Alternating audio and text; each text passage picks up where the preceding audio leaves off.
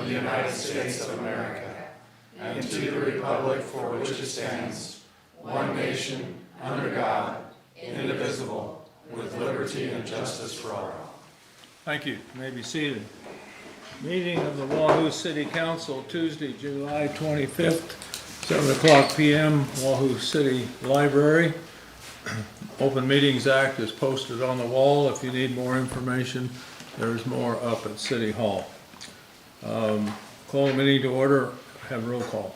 Stuart Creechy. Here. Shane Sweet. Here. Carl Warford. Here. Ryan Ideas. Here. Chris Rappel. Here. Patrick Nagel. Here. Thank you. There's no proclamation. So now it's the first action is audience comments.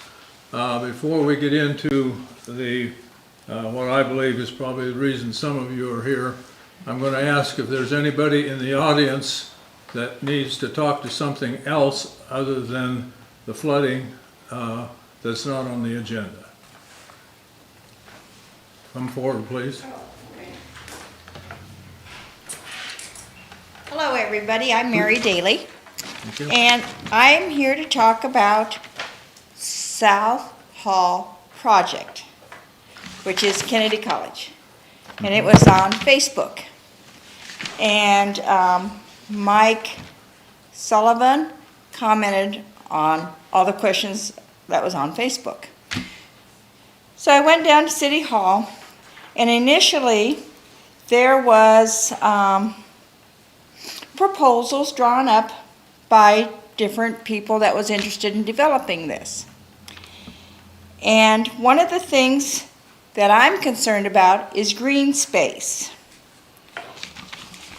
The current plan does not allow for our community in my area, which is right across the street from this, green space. And I can tell you by photo documentation that this court, wherever it's at, down here now, gets more use than the courts between the swimming pool and the park. And so what they have done with this proposal that was agreed upon for the first phase has changed the plan. And you guys had talked initially when Billy Hancock and Mike Sullivan, and I think there was one other, I could be wrong, were drawing up different plans. And you guys said that you wanted to keep that basketball court the same size because it's used so much. And this is not. They have taken and put these houses in different areas, the townhouses. So this now faces west. They have moved the basketball court behind the townhouses.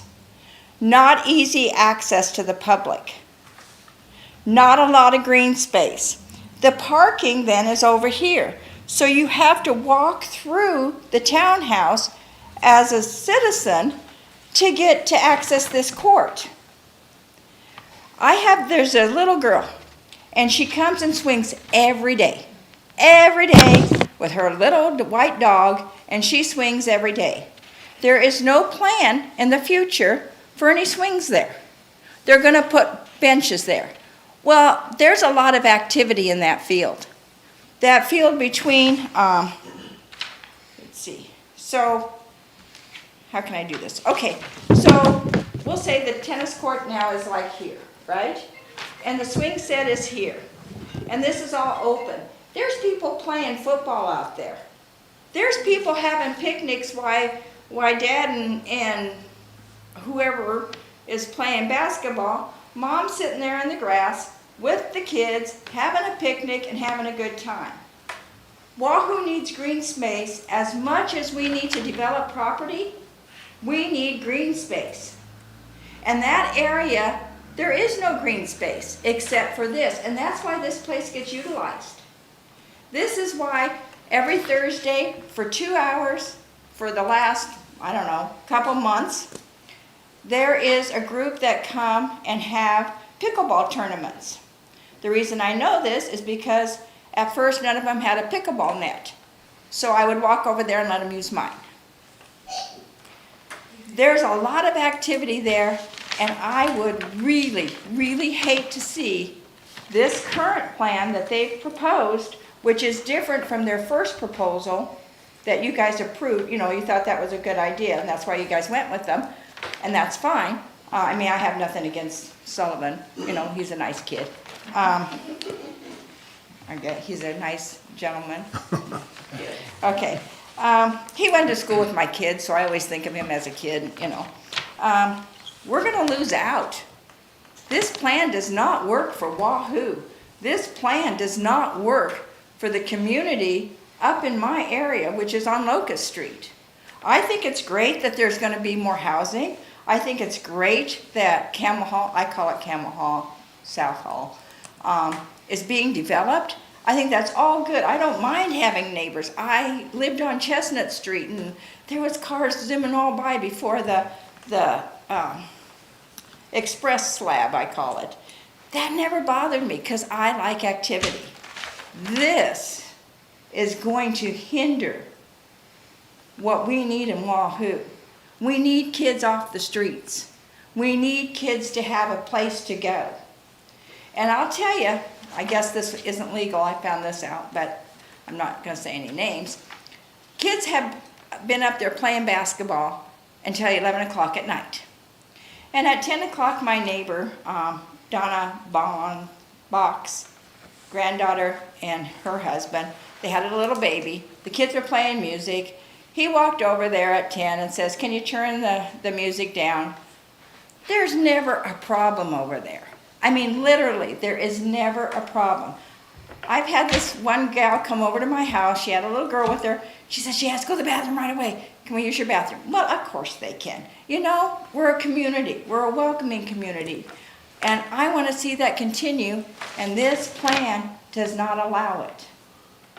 So I guess I'm urging you to, what am I urging you to do?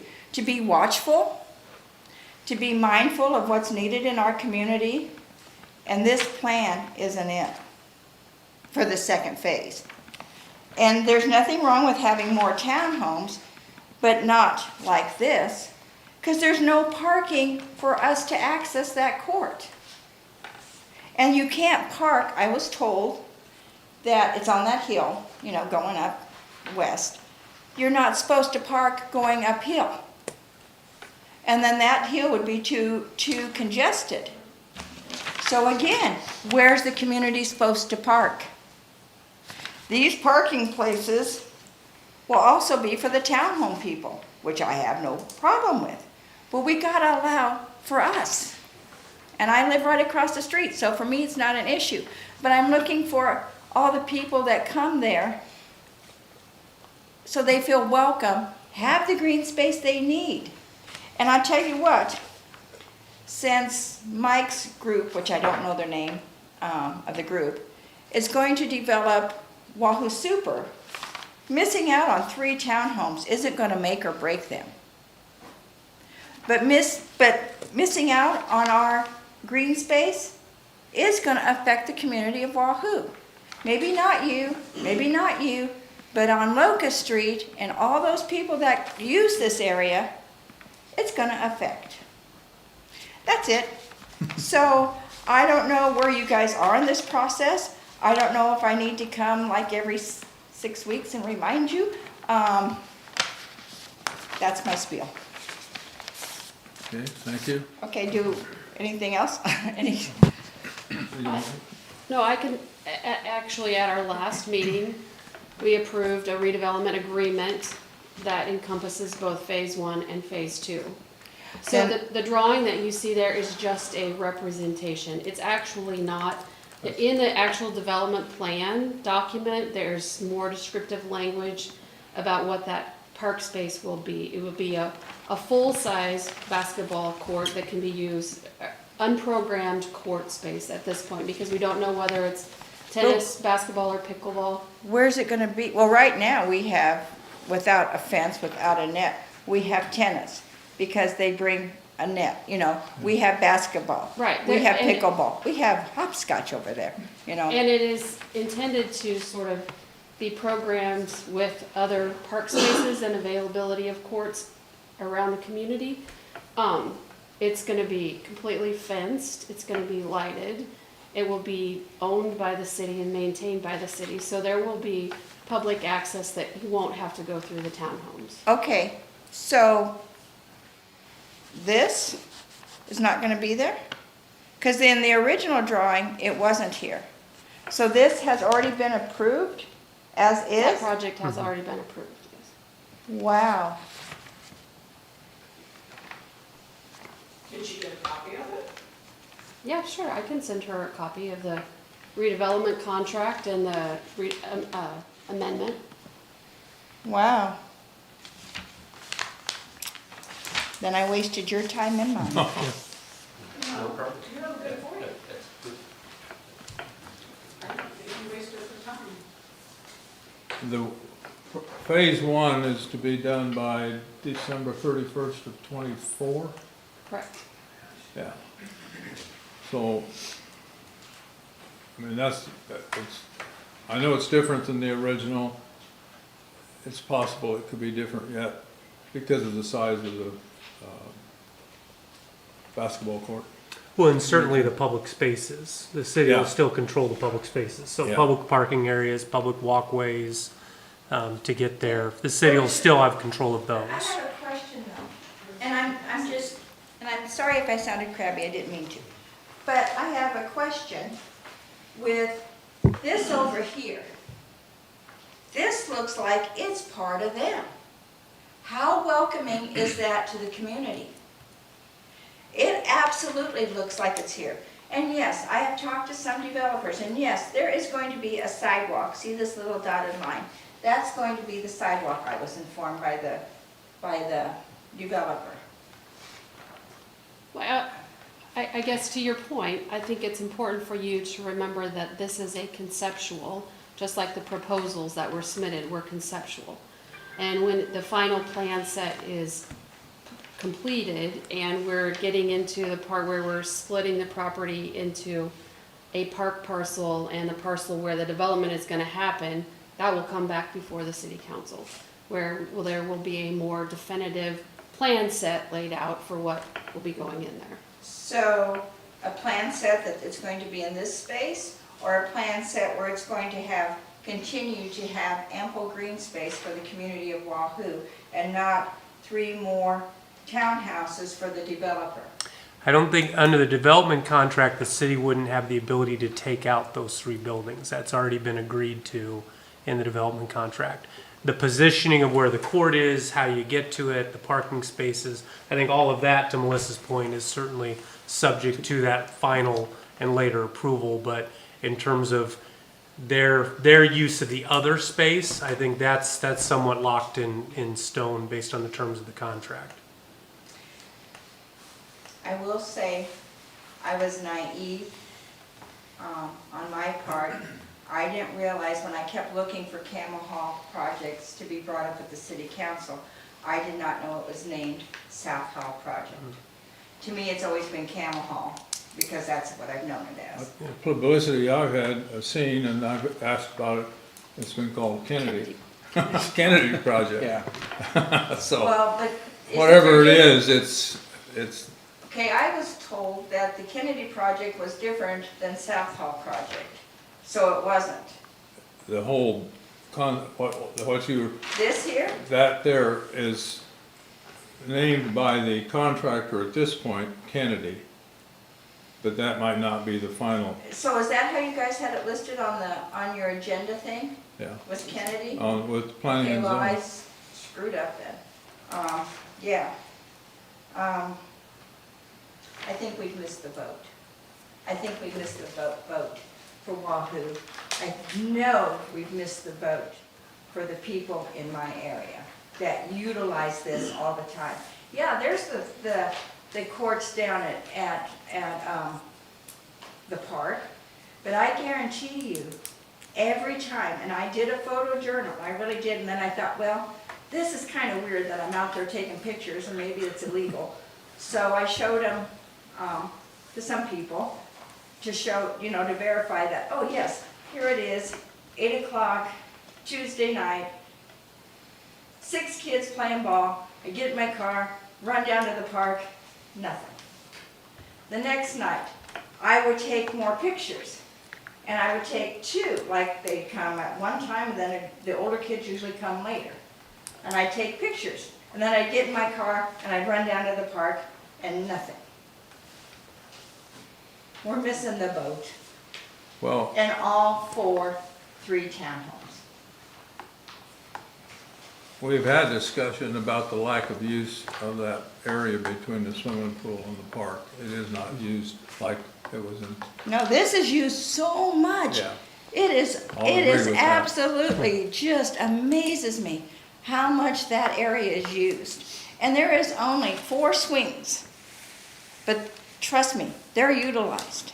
There is no markings, there's nothing pretty about any of that area, but it's used. We don't need something fancy, we needed green space, and now it's gone. Thank you. Okay, we'll move forward. I know most of you are here for the recent flooding or flooding yesterday morning. Some of you I know are prepared to speak. Maybe all of you are. There's not a huge crowd. I think we'll go with 3 or 4 speakers first, and then see if staff has any comments at that point. And if somebody's already said what you were going to say, just sign in, just so we got your information. And that'll tell us you were here and interested in the project. So I would think 5 minutes for each speaker, and then we'll see where we go from there. So Ryan, are you? I'll just talk for everybody here. Come forward so we can get it on the air. Well, you guys all knew who I am. I'm Brian Holmes. And with this, I would like to talk about the water problem again at JEO and by those townhomes and stuff. And you know that this has been going on for probably 8+ years. Well, plus. So the first time they said they were gonna put culverts in, you guys said that you guys are gonna put culverts in that area, okay? That didn't happen. Second time, you installed culverts under Chestnut Street. That happened, because they went bigger. And you guys thought that would control, or make the water move through there faster. The third time, you guys said you would dig out the ditch behind the townhomes between Kevin Sheaf and where Jerry Divish used to live, in that area by JEO, in that area. And last year, JEO did a water study of how the water went through there. And they said that they were going to dig it out last fall, as everybody knows that. That did not happen. Okay, but the water study, I still don't understand how all this water, and I know you guys got the pictures. I've sent them to Melissa, and I know Melissa probably gave them to you guys. That water, let me tell you, that was 2.3 inches of rain. That's what the airport had. The year that it rained 6 inches, that's what it looked like. Okay? That's a big difference in the amount of water that went through there. And this time, to me, it looked like it was worse. And that's because of this development also up north. You know, because that pond, and I've been talking to this Willie Thompson, or Willie Douglas. I've been talking to him, and he's a developer. And he said that he hired Collins, and he hired JEO to do that development. He said I've been texting him, I've been calling him and everything, and I've been talking to him, and he's on our side to get this fixed. And he said that he talked to some people here at the city of Wahoo today, or yesterday, because I got a hold of him yesterday. He texted me today, and he said that he talked to some people at the city here about this. And they said it's been going on for quite a while. You know, all we're asking is that to get this fixed. And I've been talking to Joe also, and Joe gave me the plan of what they're going to do, but he said it's gonna take time. 8 years, 20 years, 20 years. 2004 we were it's, back. that's too long. That's way too long. And these places, there's 3 places that got flooded off of this last one. Nobody likes sucking water out of their house. We You gotta know? get That's the what I carpet, was doing yesterday. we gotta get the doors, the carpets, we're done. It's no fun. It's no fun. And I can tell you, that new development up there by that pond, that first house that's being developed right there, there was water all the way up to that deck. And no, I guarantee you, I called that developer today, or that builder, and he had no idea the water got that high. And so he's probably gonna call you. Don Johnson, I talked to him, and he's gonna talk to you guys about this. Because this has to get fixed. You guys have told us numerous times that this is going to get fixed. Be patient, be patient. And it's not getting fixed. You know what? There's gonna be a kid that's gonna fall in there. You know, Iversons have 2 little kids living next to my parents. They could wander out there going that thing. You wouldn't see them. How fast that water goes through there and how deep that water is. You know, Chipperfield, when he did this, I got 4 people, actually 5 people that saw him push that dirt because he wanted to put more storage units in there, and he pushed that creek farther to the west. And where our property line used to be, that's where that ditch used to be. And it's probably 15, 18 feet away now. You know, and that's a lot of dirt, and he leveled that off, and that's why that's so level back there. And Joe, you can, you know, I mean, you know how flat it is back there, you know? Because they looked at it, and it's super flat, you know? Rob Brigham seen him, Bobby Virgil seen him do this. I saw him do it, you know?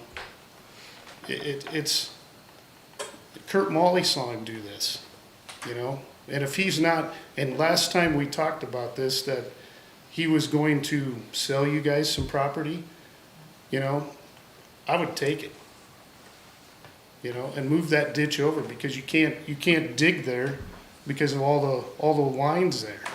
Yeah. And I mean, you can't go down any farther. It's gonna have to move to the east, you know, or else you guys are gonna have to do something different to the north farther, you know, make another pond. I don't know, but the way it is now, and they did dig that out on the south part of 23rd there.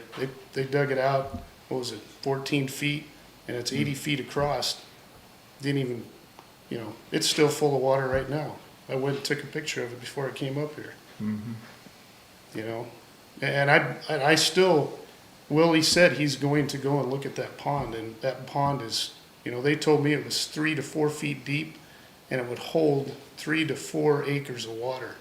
And there's a lot of water that pond should hold, and it's not to par. It's not to par. It's not even to code. You know, and I don't know how that even got passed. And I know, you know, this was going to get released to the city, you know, and Joe said, no, we're not going to accept it yet until we look at it. And then that cornfield, there's 20 acres there that Joe showed me, and that shouldn't even be corn. It should be a pond, detention pond, plus with a whole bunch of grass in there. You know, so you look at that plan, there's a plan out there, because Joe showed me the plan of what it's supposed to look like, and it's not even close to that. So I would like, and all of us here would like, a date and not say that it's going to take time, because you guys know I've been here multiple times with this. You know, we gotta, you know, and I know the city, everybody's gonna say the city doesn't have any money, the city doesn't have any money. Well, look, you guys just did Virgil's building down there. You could have used that money and did this instead of doing it on the building. And don't worry about the country club right now. I worry You know. about me. I'm tired. It's got to get fixed. It has to get fixed immediately. Give me a bobcat. I'll go up there and I'll dig it. You give me a bobcat and I'll dig it on the east side of that. You know, if we're not going to do that, I mean, that's got to happen. Or you It's guys got to want to buy the happen. homes. I mean, that's even making another option, you can buy those homes that keep flooding. I mean, you got, Because we're not, you know, it owns the deed, so. the bank owns the deed, Stewart owns my deed, so, you know, Stewart, you Okay, know, I mean. look, you in the back, do you wanna come forward to sign in? So, you know, we would like a date when this is gonna be fixed, We want a because, definite date. because I talked to Stu here, and he thought it was already fixed. And it was supposed to be fixed last fall. And here it is, almost August, and nothing. Patience. So, our patience are running out. They're gone. The city doesn't have money, but I don't have money to keep I, flood either. I was probably mean to a couple of people on Monday, but I was really irate Monday morning. I feel sorry whoever I talked to at the city hall, but I don't know who that was, but I probably opened her eyes up for Monday morning. So, but this has to get fixed. Okay, anybody else wanna come forward? Okay. Jason, go ahead.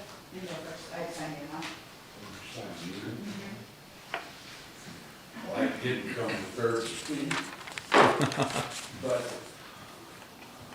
I spoke to Joe Monday when he was up there, and we looked at it, and I think he knows exactly what we feel like it needs. There is a detention dam across that slough, valley, whatever you wanna call north.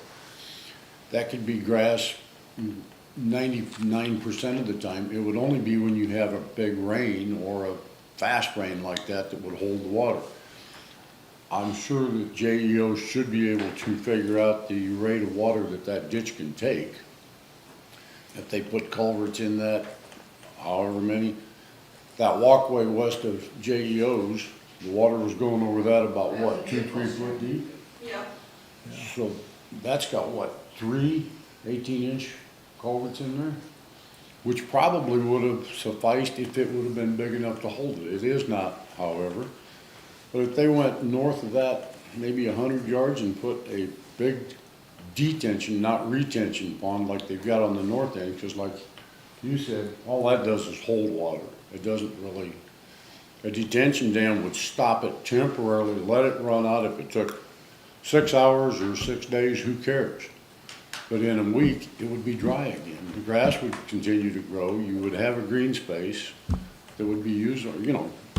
Develop it into. But you don't dare put houses in there. My God, if you'd have a house down there, it'd have been 4 foot underwater. And I know it costs money, but this should have been done years ago, seriously. And I think you would agree with me on that, detention. I think there's a few issues that are out there that we need to fix. Mm-hmm. We've discussed this, I've talked to Brian about it. There's the spot on the side of the cornfield. We did dig that out last fall. JEO staked it out, we went in there and we dug it out. This spring, as I was going through the plans, I realized that it needed to be, it's a bigger area. And the farmer went in there and planted. So in our notes, we have it that after harvest, we're gonna go in there, stake out the area and plant grass where that grass needs to be planted. We're not the experts, we're not the engineers, we leave that to JEO. JEO put these plans into place. There are a few hiccups that we need to fix, that we've seen. I Maybe mean, we need a different engineer. but we, from the city standpoint, we have to get these things straightened out and monitor the rain events and see if they help the cause. And I think we're all in agreement with that, you know, the engineers put the plan into play, and we have to give it an opportunity to work. We look down, we look at the swales behind your guys' properties. Right now, we're in the process, we went to the county to get the properties surveyed, to see exactly where the property lines are at in contingent to where the utility lines run. That's a hiccup. That's something that we have to look at and say, are we gonna have to move utility lines? Are we gonna have to move on the property? How wide does this need to be? We can't just go in there and start digging. We have to go through the step process to make sure that we're doing things the right way. So if you put a detention dam north from where that little walkway is from Yeah, the big JEO's, field is where he's It's a big open field, and that's a huge, big swale. If you put a detention dam 5 or 6 foot across that, how many acres of water would that hold for I temporary? think it would hold a lot, and so honestly. You bet it would. To the point, I think that that area needs to be better maintained. I think that it needs to be mowed a certain way.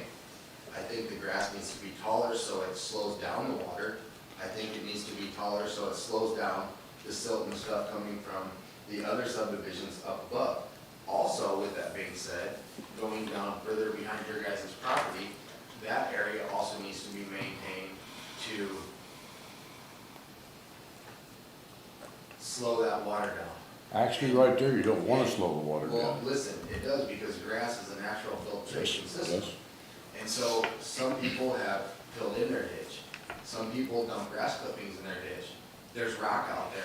That's That a rock's been there forever. I'm not saying who put it there, I'm not. No, I'm just telling you, it's been there And I'm saying that's a problem that needs to be removed.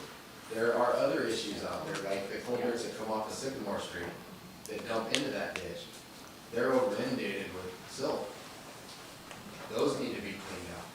They got utility lines running through them. That's something that we're looking at to see what can we do to fix, to help see if they're set up the way the retention pond. I learned a lot in the past couple weeks about the detention pond. The retention pond that's set up on 23rd actually is to hold the water on the north side of 23rd Street. The basin that we dug out that is supposed to be 14 foot deep was 3 foot deep. So we took out 11 foot of silt. That silt is a spoil pond. It's there to catch the runoff from the fields. So you're allowing the north side to flood the south side of 23rd Street? Is that what you're telling me? The culverts on 23rd are to slow down the water coming from the north. Yeah, so you're allowing the north side to Then why flood the didn't south they? side? Why didn't it slow it down? It didn't slow It's it not down. slowing it It got down. worse. There's certain things that are not in place that would help the cause. So why didn't we pay JEO big bucks out of our tax dollars to tell us, and they didn't follow through on their job? I blame JEO for some of this engineering problem. I'm sorry, and I don't know if anybody works for JEO, you can tell them I do. But I blame JEO. I've been waiting for JEO to do something for 20 years here. Haven't done a damn thing for me. I pay my taxes here quite righteously every 6 months. But that culvert that goes under 23rd, Yeah. that's just as big as the culvert that's going under Chestnut. I took a picture of it today. I went down there and I looked. How big is that culvert? It's probably 3 by 3. There's only one. There's only one. The box culvert down there is bigger than 3 by 3, isn't it? The one I by, think it is. It's Yeah, probably. but see, Did you go out there and look how fast that water was flowing? Yes. You did. I've been out there every storm for the past 3 storms, and I've documented and watched everything that went on. Did you see how There's- fast there's that water was people- flowing? I got videos and I got pictures. I've asked for help. I've asked for you guys to send me your pictures. I'm in agreement with you that we need to figure out a way to slow the water down and make, but with that being said, we can't just dig a hole. We have to document No, it. that's not We the have to look at what the situation, we have to look at what's going on. This is We what have to we've been look at doing. engineering. We've been doing this for 8 years. We've been doing this for 8 years, and this is all that we get. This is all Through we this, got. this is all we get. You know, We're like a if you put a statue. swell in there, I Well- swear to God, that, what we went through there, it was probably 30 foot wide. Yeah. You're gonna have a 30 foot wide swell through that, that's gonna take up all the people's yards. Well, we will get in 2 weeks, we won't be able to solve everything, but we'll get a meeting scheduled before the next council meeting. What we'll have to report, I'm not sure, but we've heard it. well, I think you need to call it an emergency at this point. Well- I mean, it's been 20 years. I can remember the Well, first time that ever happened is when 96, Mrs. Jonas 97. was the mayor here. And she told me, oh, it's a 100-year flood. 2 weeks later, we got another 100-year flood. So this has been continuously happening.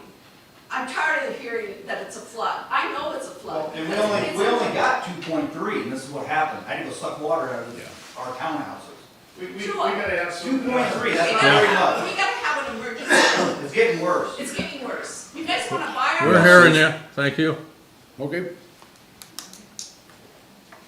We will, it's gotta be on our priority list. If it hasn't been, I apologize, but, I guess when, go quite a while without a real problem and you kinda back off and now it's here again and That's what we're trying to. you've explained that very well. You know, it just keeps happening. I think the problem though is if you read through the JEO study previously,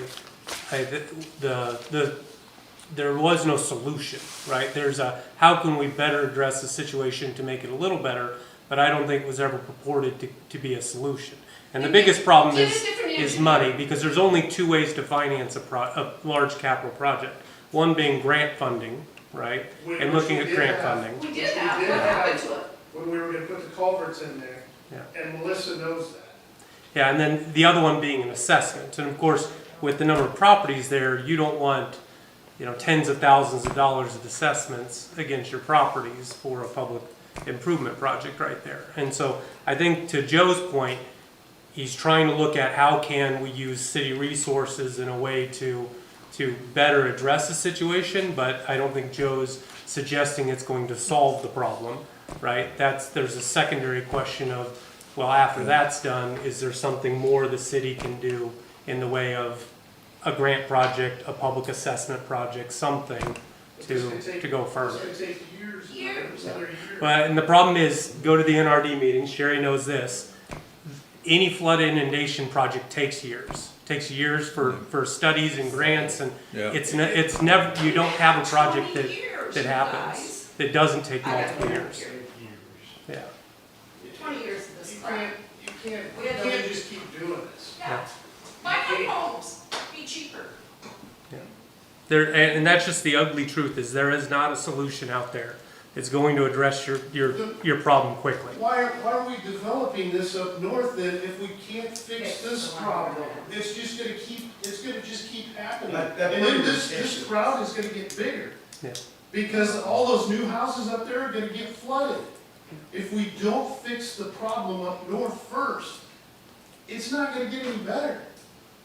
We Yeah, know that there's 700 acres up there that needs to be controlled.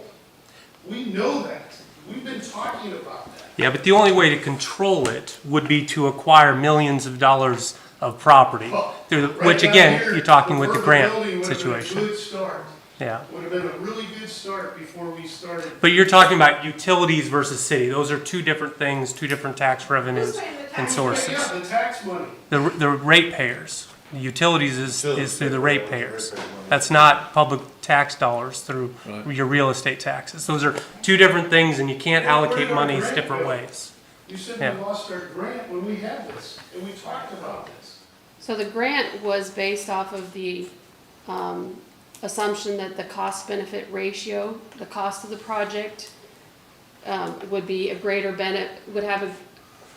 would be less than, it would be a 1-to-1, greater than a 1-to-1 cost-benefit ratio. And by the time we got into the project, we were looking at property acquisition, we had to let the grant go because the cost of the project didn't meet the requirements, the cost-benefit ratio that was required for the funding, the grant funding program that we were using. It didn't qualify. So my renovation bill, so that grant fund then for all the damages done repeatedly over the years? Is I that think what- we did collect information from you on the expenses that you incurred for the damage. I never was asked.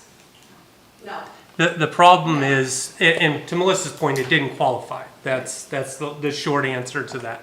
That it didn't qualify for the grant, and unfortunately, you look at Lake Wahoo as an example. The Lake Wahoo had to be converted into, at least in large part, a recreational project because that's the only way it was eligible for the funds. Because it wasn't as a flood reduction or mitigation project, there wasn't enough cost-benefit ratio to justify the grant. And so they had to pivot, and that's why it became, at least in large part, a recreational project. It had flood reduction benefits, but it was centrally, for the purposes of the grant, a project. And so, again, I don't think anybody's suggesting you don't have a problem, it doesn't need to be addressed. There's the practical question of how do you come up with the money to pay for it, and what is the solution. And that's, I think Joe's trying to make an attempt to, in the short term, improve the situation a little bit, but under no guise suggesting it's going to fix your problem, right? That's a larger problem, which again, I think in large part, unfortunately, comes down to, well, where are eligible funds? What does that project look like? Will it qualify for grant funding, and continuing that process? But when GAO was built, when that was built, they built those two little berms over there, and they didn't have an issue whatsoever doing that. Yeah, and that's private property. We can't control what private property owners do. The only thing our subdivision regulations say is that the developer can't make the situation worse. And that's state statute, is we can't require someone, when they're developing a property, to improve someone else's situation. But doing that up north is hindering our problem downstream. And the engineering analysis says that's not the case. And they, But the again, maybe it was engineering- wrong, but the city relies on a grading study and a drainage study, which suggests that it's not making the situation You worse. cannot run that water through, have you been back there? Yeah, and I'm not an engineer. I'm not saying you're right or wrong. I'm saying that's the 12 process. inches deep. Yeah. And you guys expect all that water to come down through there? That study, it means nothing. If you know how much water a 12 by 12 area is? An acre is over 4,000 gallons of water. Yeah, and again, 400. I think to what Joe's saying is some of the study needs to actually be followed, right? That it isn't being followed. What you're suggesting is the engineering's wrong. I don't think anybody at this table has the ability to say that that's right or not. I'm just You can giving see Yeah. the that. engineer Yeah. out there. But Yeah. to your comment on, Excuse me, but when we built the house there in 96? 96. From the east, I could come in where Lily had the tanks there and drive right to my lot. Because there was no slough, no cut, no drop, no anything. After they started to develop, guess what? We have a lake. Yeah. Not huge, but you certainly couldn't drive anything less than a tank to it. So it has been changed and been continuously gotten worse as the development has gone north. Yeah. You know, I hope your home never floods. I really do. I hope it Does doesn't. every 3 years. What was that, Melissa? I was just gonna say, the engineer for North Highlands was not JEO. Yeah. The, Valid. Take that back, because I got a text message. You guys well, read no, it all. I can present you with the Yeah, engineering it's not study the that was done engineer. by ENA. Yeah. ENA Well, did then all Lily, of the plans. The developer lied to me. I don't know that he lied. I mean, He said Collins did the dirt work, and he said JEO engineered it. They inspected it. They probably did the inspected it for the inspection. So the city. process when that came to us for consideration was they submitted a preliminary drainage study. They presented a final drainage study. Those were done by ENA, which was the firm hired by the developer. I'm not an engineer to make my way through that report to determine whether it's accurate or not. So we have our subdivision regulation standards that says this is what you have to meet. We submitted that along with the drainage report to people who are licensed and trained as engineers to review, and they said it meets your standards, which is a 0% increase in runoff for a 10-year event.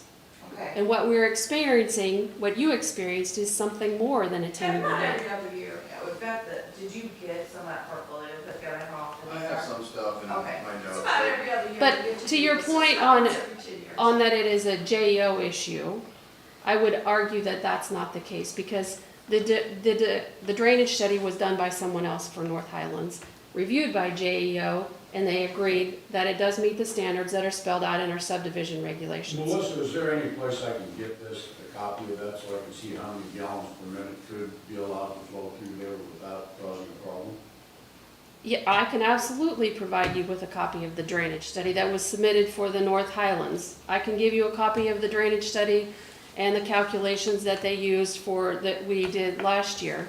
Again, I'm not No, I'm not not the saying that engineer. you are. I'm just asking if I can get it. Yes. And again, I don't want to downplay that you guys don't have a problem or this city isn't mindful of that. Just explaining what processes we have in place, both from a financial perspective as well as our subdivision regulations that are intended to, or designed at least, to make sure that the problem doesn't, that development on the north side didn't create or exacerbate your problem. And I'm probably sticking my neck out here being very frank in that the reason why our subdivision regulations read the way they do with a drainage study required and those submittals, which is, it costs the developer, is because of Development. that development. Yeah. And there was no drainage study required. It says sufficient to control the runoff. If you go back to the subdivision regulations from when that subdivision was put in. Okay. So, So we're the guinea pigs. well, I don't know whether you're the guinea pigs. It Everyone says- was yeah, there. I mean, right. and that was, you go around any municipality. It was, drainage studies are something that are relatively new requirements in subdivision regulations, and it's for this My reason. brother works for EPA. He was always doing this. Yeah. Well, but not in terms of what is required. And it's something that Travis runs into fights all the time because developers of small developments don't want to have to fork up and put significant resources into drainage studies. And so there's always that back and forth, and the city is having to be the bad guy by requiring it, and it's for that reason. So what happened between now, today, and the last time we met, which was in August, and we all agreed on this? What happened between that time and this time? I'm at a loss for what you mean. Nothing got done. That's And not we true. agreed, Yeah. we agreed on it. I think Joe described what got done. All right, a significant monies were paid for the engineering study. Work was done. It sounds like it needs to be cleaned out and No work adhered got to. done. It did get dug out. Nothing got done. That's the reason why we're asking this, because nothing got done between now and last year. You remember that. You guys all remember this. We sit right here. Yeah, and I we think all- and we agreed on that. We agreed that it would get dug out. And it did not happen. That's why we're so mad, just because this stuff's not happening. And nobody can answer that.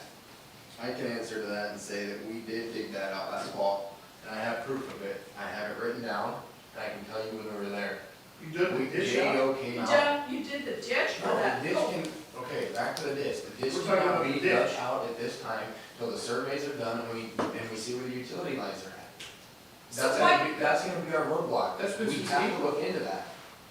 That's been So since why what? haven't you had diggers out there surveying where the lines are, so we know where the lines are, so we can find out where we can dig? That's what we're working on. My hands are tied. I have to go to the county and ask the county to come out and do the survey. Why can't We've diggers asked do them that? 2 months ago to come out and do it. They haven't done it yet. Am I wrong, Joe? The problem is, I think you're talking about a separate project, right?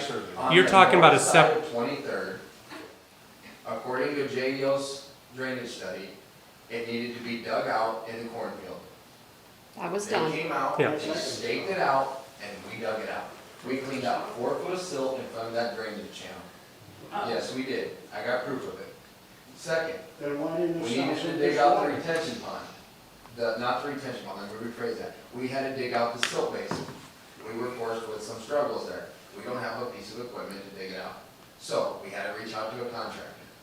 We reached out to a contractor this spring to come out and dig it out. It was Gaina Excavation, they were working on the trail. After the trail project, they were gonna come over. The day that before they were supposed to schedule to dig it, we got rain. What do you think happened? We couldn't get in there. So, we waited, I got the dates all written down, we waited a couple weeks, they came back out. They took their machine in there. We had 30% of it dug out. It rained. They were stuck. That rain on July 7th, where your backyards were flooded, and I got pictures, no water came from that north subdivision. Okay, where'd it come from? Go. From the south side of that thing down. So that was my question, where did it come from? Did it come from Sycamore Street? Did it come from the culverts off Sycamore up above? Did it come from the other retention pond behind JEO? These are the notes we're taking to try to figure out the problem. We're documenting this stuff to try to figure out where's the water coming from? Because The documentation and everything that I'm seeing doesn't add up. Now, we can get a 50-year rain event like we did Monday. 50-year rain event like we did Monday. That's a lot of water. There was 2 feet of water on the other side of 23rd. I saw it in that cornfield, you could see it. When? Yesterday? Yeah, I'm not talking about Monday, I'm talking about July 7th. I'm talking Monday. I understand that. And so, I have a feeling that that system is gonna have to be maintained every single year.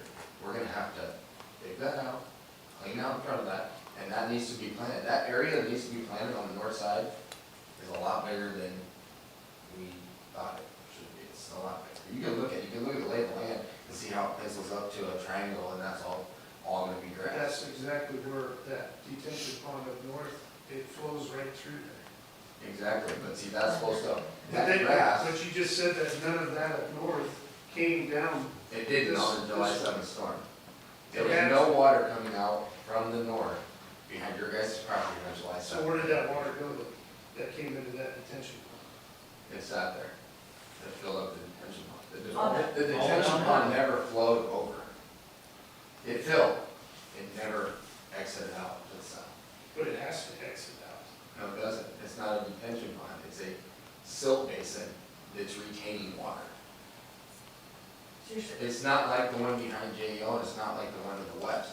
Those are detention ponds. Those fill up and they release. That's what that one was supposed, because that Willie guy told me they replaced that pipe in there about 3 times. Oh, you're talking about the new one. Yes, that's The what new I'm one we have not taken over yet. I asked Melissa for the specs on that because I told you that I want to make damn sure that before we take that over, I know exactly how it works and what we're up against. And did I not tell you the same thing? I did. I don't want to take something over that's not working properly. I'm no engineer. I trust the engineers, but I want the specs and I want them to explain to us exactly how it's supposed to work. And that's what that Willie guy said. He said he would make sure that that is correctly, because he does not want a bad ground. And so I looked at that and it's got, it looks like it has retention silt around it. So it's not, I wouldn't say that it's fully working the way it should. It should probably take more water. I mean, there's little things like that that I see. I see behind your guys' property, I see areas where people have dumped rock. There's areas where people have been dumping their grass. There's piles and piles and piles of grass. That's north. That's north, Yeah, that's not us. but I'm not saying that you guys, but I'm saying that all adds to the problem. But that's on the west side of the It's still- detention pond. Not in every spot. Well, even if it was in the detention pond on the other side. So somebody dumps a bunch of grass down there and washes it down and it plugs the exit, and that overflows. Or it breaks. You know, all those pipes being buttered, I found a silt sock in one of them. A silt sock is a big silt sock that they use to block state type inlet. There was a silt sock in the But that pipe. should all be mowed and maintained. Well, the problem with that is that's helping your case right now. Not mowing it? No, finding stuff that's not cleaned out and maintained, because it's actually restricting the flow. So all of this needs to come together, everything needs to be put together for this, to give their engineering an opportunity to work the way it's supposed to. You know, maybe it wasn't maintained for the past 10 years, but we can't change that. I can only change what we're gonna do going forward, and I stress that to you guys. I'm on your side, I'm here to help, I'm here to listen, I'm here to see your pictures, I'm here for you guys to help me, and I'm here to help you. But if we can't move in the right direction, So how do we get the county on board, getting some stuff done? I'm working on it. I mean, do we go up there and raise hell with the county now? You leave that up to me, I'm working on it. I reached out to Travis this week again. We are doing everything we can do, they're busy too. But these are the steps we have to take. In order to fix the problem, these questions are gonna come up. We know these questions, we're doing the homework, so when we pass it to JEO or we pass it to another engineer, we can say, here's the last 10 storms, here's what we did. Now, take it for what it's worth, but I came from the city of Omaha where I worked in storm sewer a lot. Well, I'm telling you this right now, that water's tough to beat. Water's gonna flow. If you move that ditch, you're probably gonna flood the storage units. If you do this, it's gonna go here. You're never gonna beat water. And the way we get rains now, your 50-year events, it's unfortunate. I've had to go in East Omaha and take boats and haul people out of their houses.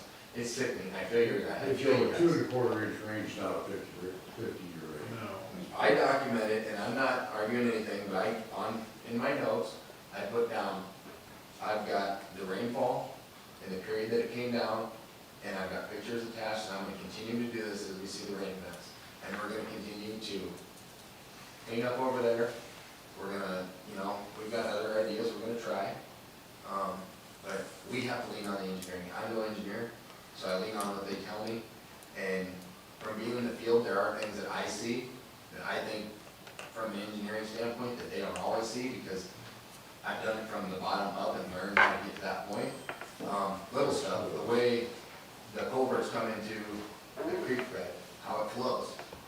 If they dump in, now this is looking at other people maybe up above, but the culverts that come into the creek, if they tee in and that creek's flowing like it was, that restricts that flow coming in.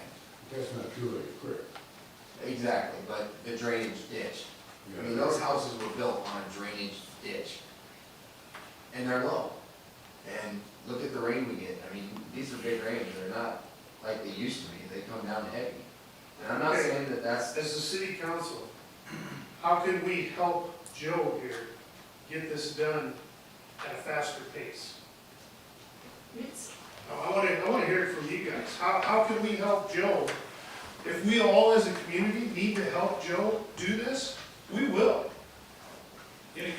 I'll pitch in money to help do this. And I'm pretty sure everybody else here would do the same thing. And I bet you guys would do the same thing to make this happen and to make this work. Joe is trying to make this work. He is on our side also.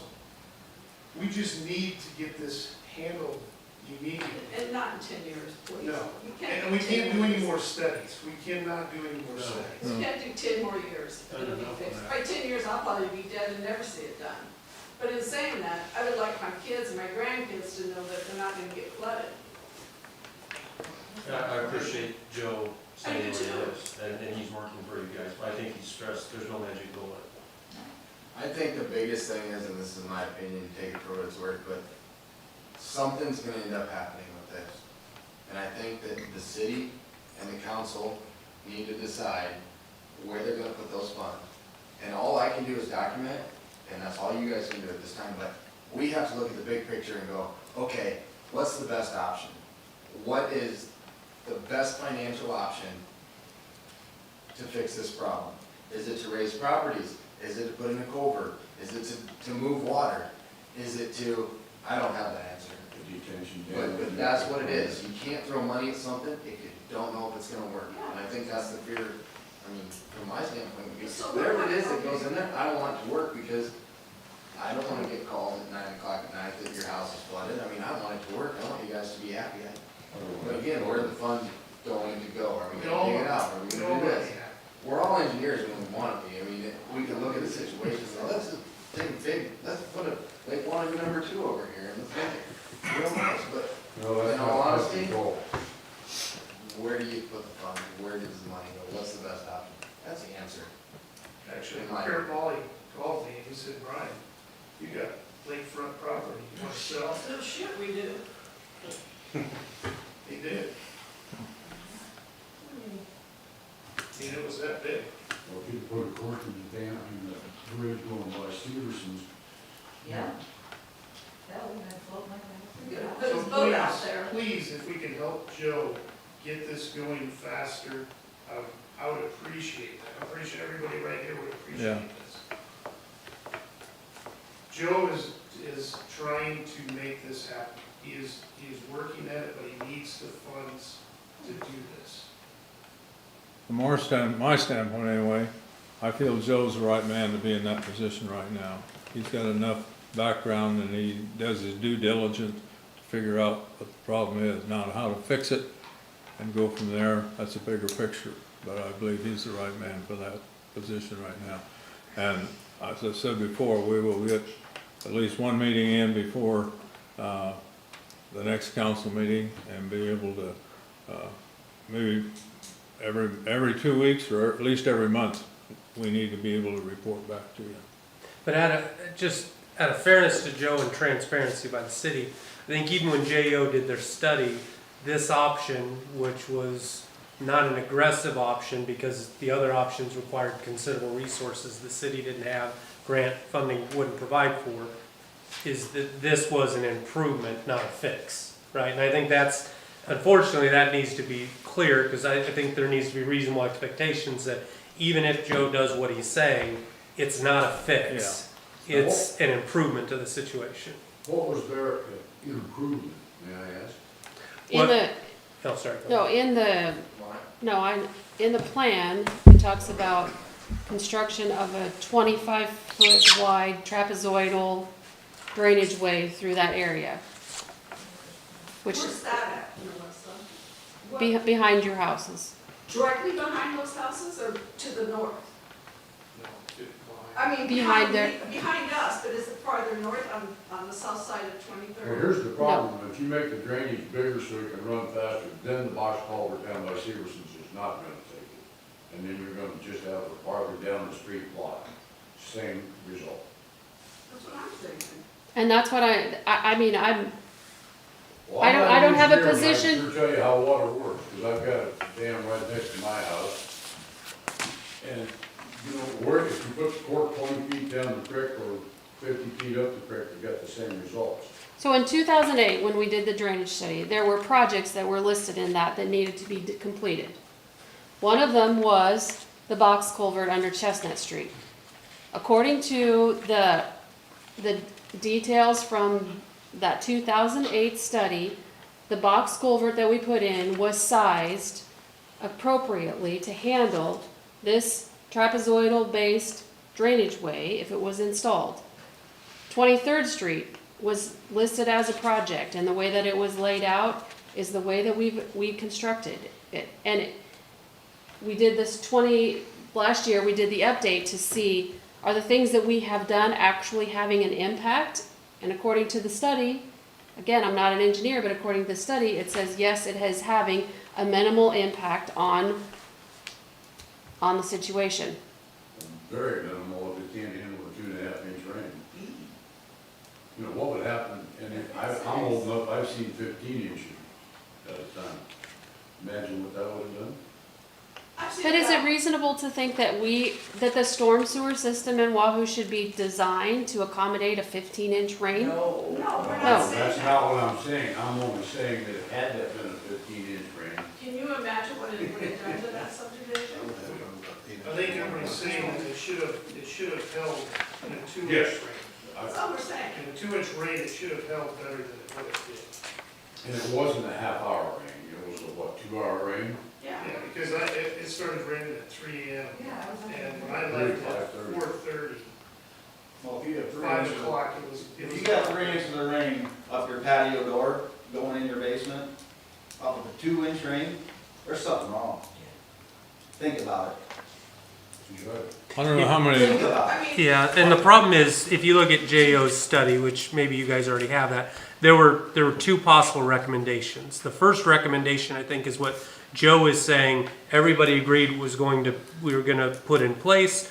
Sounds like in terms of the area, the depth, the grass width, that all needs to do a better job to more effectively follow the recommendation number one. The problem, recommendation number two, is it was $1 million project, and the city doesn't have that, and so that's where the grant came in, doesn't qualify, and you're left with recommendation number one. And that's, I think, what the city's saying at this point is it's going to try to do a better job of completing recommendation number one, doing the maintenance, continue to look at that to see if recommendation number one is enough of an improvement to help the situation, not fix the situation. Because again, it's the easier option. So when was that done? 22, May of 22. Okay, May of 22. and this is August. And this is August. So something has to be done between now, on this. That study was done a long time ago, and it was supposed to be, part of it was supposed to be done, and it never got done. Well, Joe did say some of it got done, right? And so, Not all of it. and that's what, unfortunately, and when you talk about the grassy areas and the like, city can't do anything until the harvest comes. City doesn't have They can control dig behind their of that houses. property. They Yeah. can dig behind their houses, our houses. You can't though, You can't, Yeah, that's not in recommendation number one. Recommendation number one is the north. Your yard and start digging stuff up. If it helps me not We get talked about this. You know what? So we gotta do things professionally. You know what? We have to do things by the book. The problem is, again, I would urge you to look at this study, because frankly, I didn't remember it from May. Because recommendation number 2 is the digging behind your properties. That's the $1 million project, because utilities have to be moved. They surveyed it, they looked at it, and they're saying that project, Move it Can't out help. to the east. There's Look out the empty lot out there. yeah. What's the matter with that? Move it out there. If Chipperfield is gonna offer you $100,000, isn't that gonna be worth it to pay $100,000 instead of moving all those utilities that could cost $1 million? Yeah. You're But saving this- $900,000. this project is not, what's in that alleyway is a sanitary sewer that you guys are probably all connected to. And as you know, sewer runs downhill, right? This project is leaving that sanitary sewer in place and providing a protection over it so that our ditch can be low enough and there's a frost protection in there so that the sewer line doesn't freeze. That's why there's the cost. That's right where all the utilities are. Go to the east, go to the east of that. Right. If you see where those boxes. I are understand what coming you're, out, yeah, I understand what you're saying. Move 10 feet The more that way. problem with that is though, is, and I'm just talking from experience, is you would have to still move that sewer line. Because if you're gonna take the flow of that drainage channel, and you're gonna go over the top of that sewer line, within 5 years, that sewer line will be completely exposed. And you're looking at a major, major issue. If that gets exposed and that breaks, that's sending all that sewage down to Wahoo Creek and all the way down. And so you gotta cross that line. There shouldn't be a line unless it goes to JEO. There's a Line, that sewer- line there's a should go sewer- right around. There's a sewer main that runs through there, not just one sanitary service line. East and west. No. There's manholes there. There's a manhole right next to that box there. There is. The problem with the backyards are the utilities. I mean, the biggest You problem got a back copy, there. Joe, you got a copy? No. How long are you gonna leave those utilities and flags there? That's not my decision. Who's The paying the decision's more? gonna be the engineering We decision. can't even mow our yards or clip. Well, I can pull those down. If you want me to pull them, I'll come out and pull the Well, flag. hell, ours are down to That- the Ours are That lost good did in it another too, day. because all that water washed them out, no? There ain't any, are they flags left, all that water washed them flags I out. think we So can wasted your money. have a report. What'll happen is I'm calling those gates again. and they'll- They will not be replaced with flags. Yeah, no, they're gone. Because and that's Mother Nature. Yeah. I mean, Well, I can't help that. We need to refresh ourselves. It's been a good update, a refresher, chewing out whatever it is. We need to get everything put together.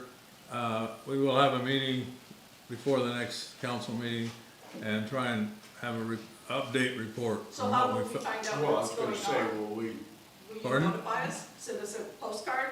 Email us? We meet, It'll be on the next August 8th, agenda, I think Yeah. is what he's saying, so just come to the next meeting. August 8th, 7 o'clock. That's our regular, that's our next meeting, 2 weeks, 2 weeks? yeah. Second and fourth Tuesdays. So, 20 years. thank you. You can stay if you want, we'll move on. Thank you. Thank you.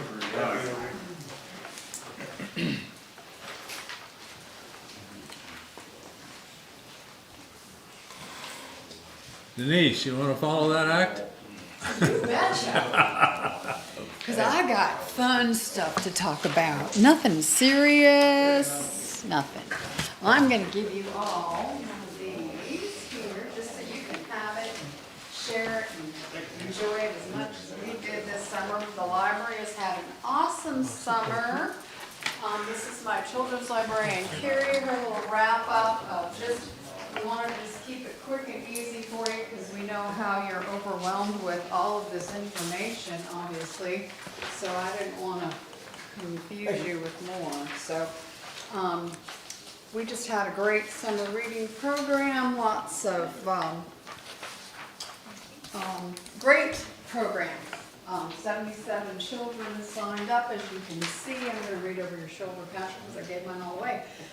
We just had the best time. The fairy program, we made fairy gardens. Our local artist Alyssa Hansen came in and donated her time and materials for that program. We went around the senior thrift store, saved little china cups and saucers back for us. I went to garage sales and found them. So I think we had 35 cups and saucers available for those kiddos to come and do the program, and they just had the best time. And I think we've had over 3,000 Facebook views on our on those pictures that Carrie created. So it was just an awesome. We've had a great summer. So and to go along with that, then we have had just since May 22nd was the start of our summer program through today. We have checked out over 5,000 books, toys, puzzles, and DVDs. So that's an awesome statistic, I think, for collection.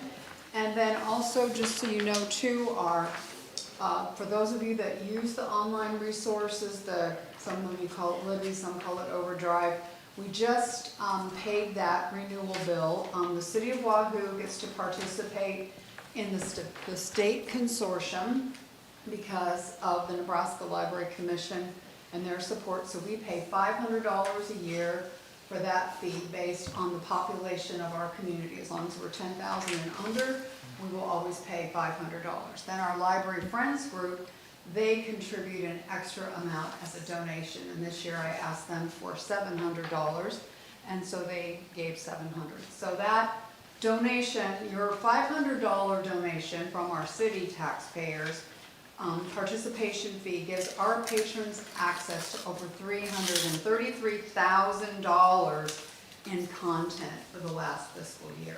So it's huge. The average title cost on an audio digital book is $40.79. So if the City of Wahoo had to use our $500 to buy those titles, we would have got 12. So, and our statistics for the Overdrive, we have between about 140 to 180 people a month downloading between 600 and 800 titles a month. So it's a system that's well used. It is the future right now. People are using the digital. We have the Hoopla Access also, which is another digital platform. I'm sure there's going to be more coming down the pike, and we'll just kind of keep you informed. But I just, Carrie wanted you to see how much fun we have this summer. The program out at the lake was awesome. We partnered with that NRD. We have our story walk out there, and we partnered also with Branched Oak Observatory. So we had kind of a starry night. We had a children's author and illustrator. We are going to do another fairy garden workshop because it was so popular and some people missed it and they wanted to do it. So we're going to schedule whenever we're in. The virtual reality truck was fun. Kids had fun with that. They walked with dinosaurs. So, and our library foundation paid for that. So, Brian, how much was that? It was like $900 for that. 960, something like that. Yeah, so it was well worth the funds for that. So good things at the library, and thank you. And I had no idea I'd be here this long. So anyway, and thank you, Joe. You're awesome. Thank you, Denise.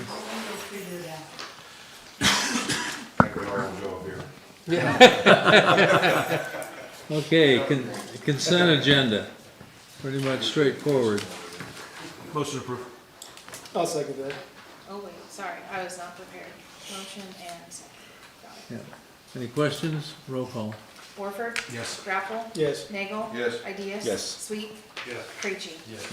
Okay, we'll move down to old business, approval or denial claim against the City of Wahoo by Chad White in the amount of $649.41. So You wanna, I. we can handle it, or we can wait? No, we previously had thought Joe wasn't going to be at the meeting, and so I spoke to Chad about coming to the next meeting, and he said that would be fine. Then I told him that Joe was gonna be here, and I never heard from him, so I promised him that we would not discuss or take Okay. any action on it, so if you would please table it to the next meeting, that would be. Motion to table. Second. Who seconded? It's a real tie. Okay, roll call on, motion to the table. Krejci? Yes. Ideas? Yes. Sweet? Yes. Warford? Yes. Rappel? Yes. Nagel? Yes. Action items, approval of third and final reading of the ordinance to provide for annexation of the water tower site. Make a motion to approve the third and final reading. Second. Questions? Roll call.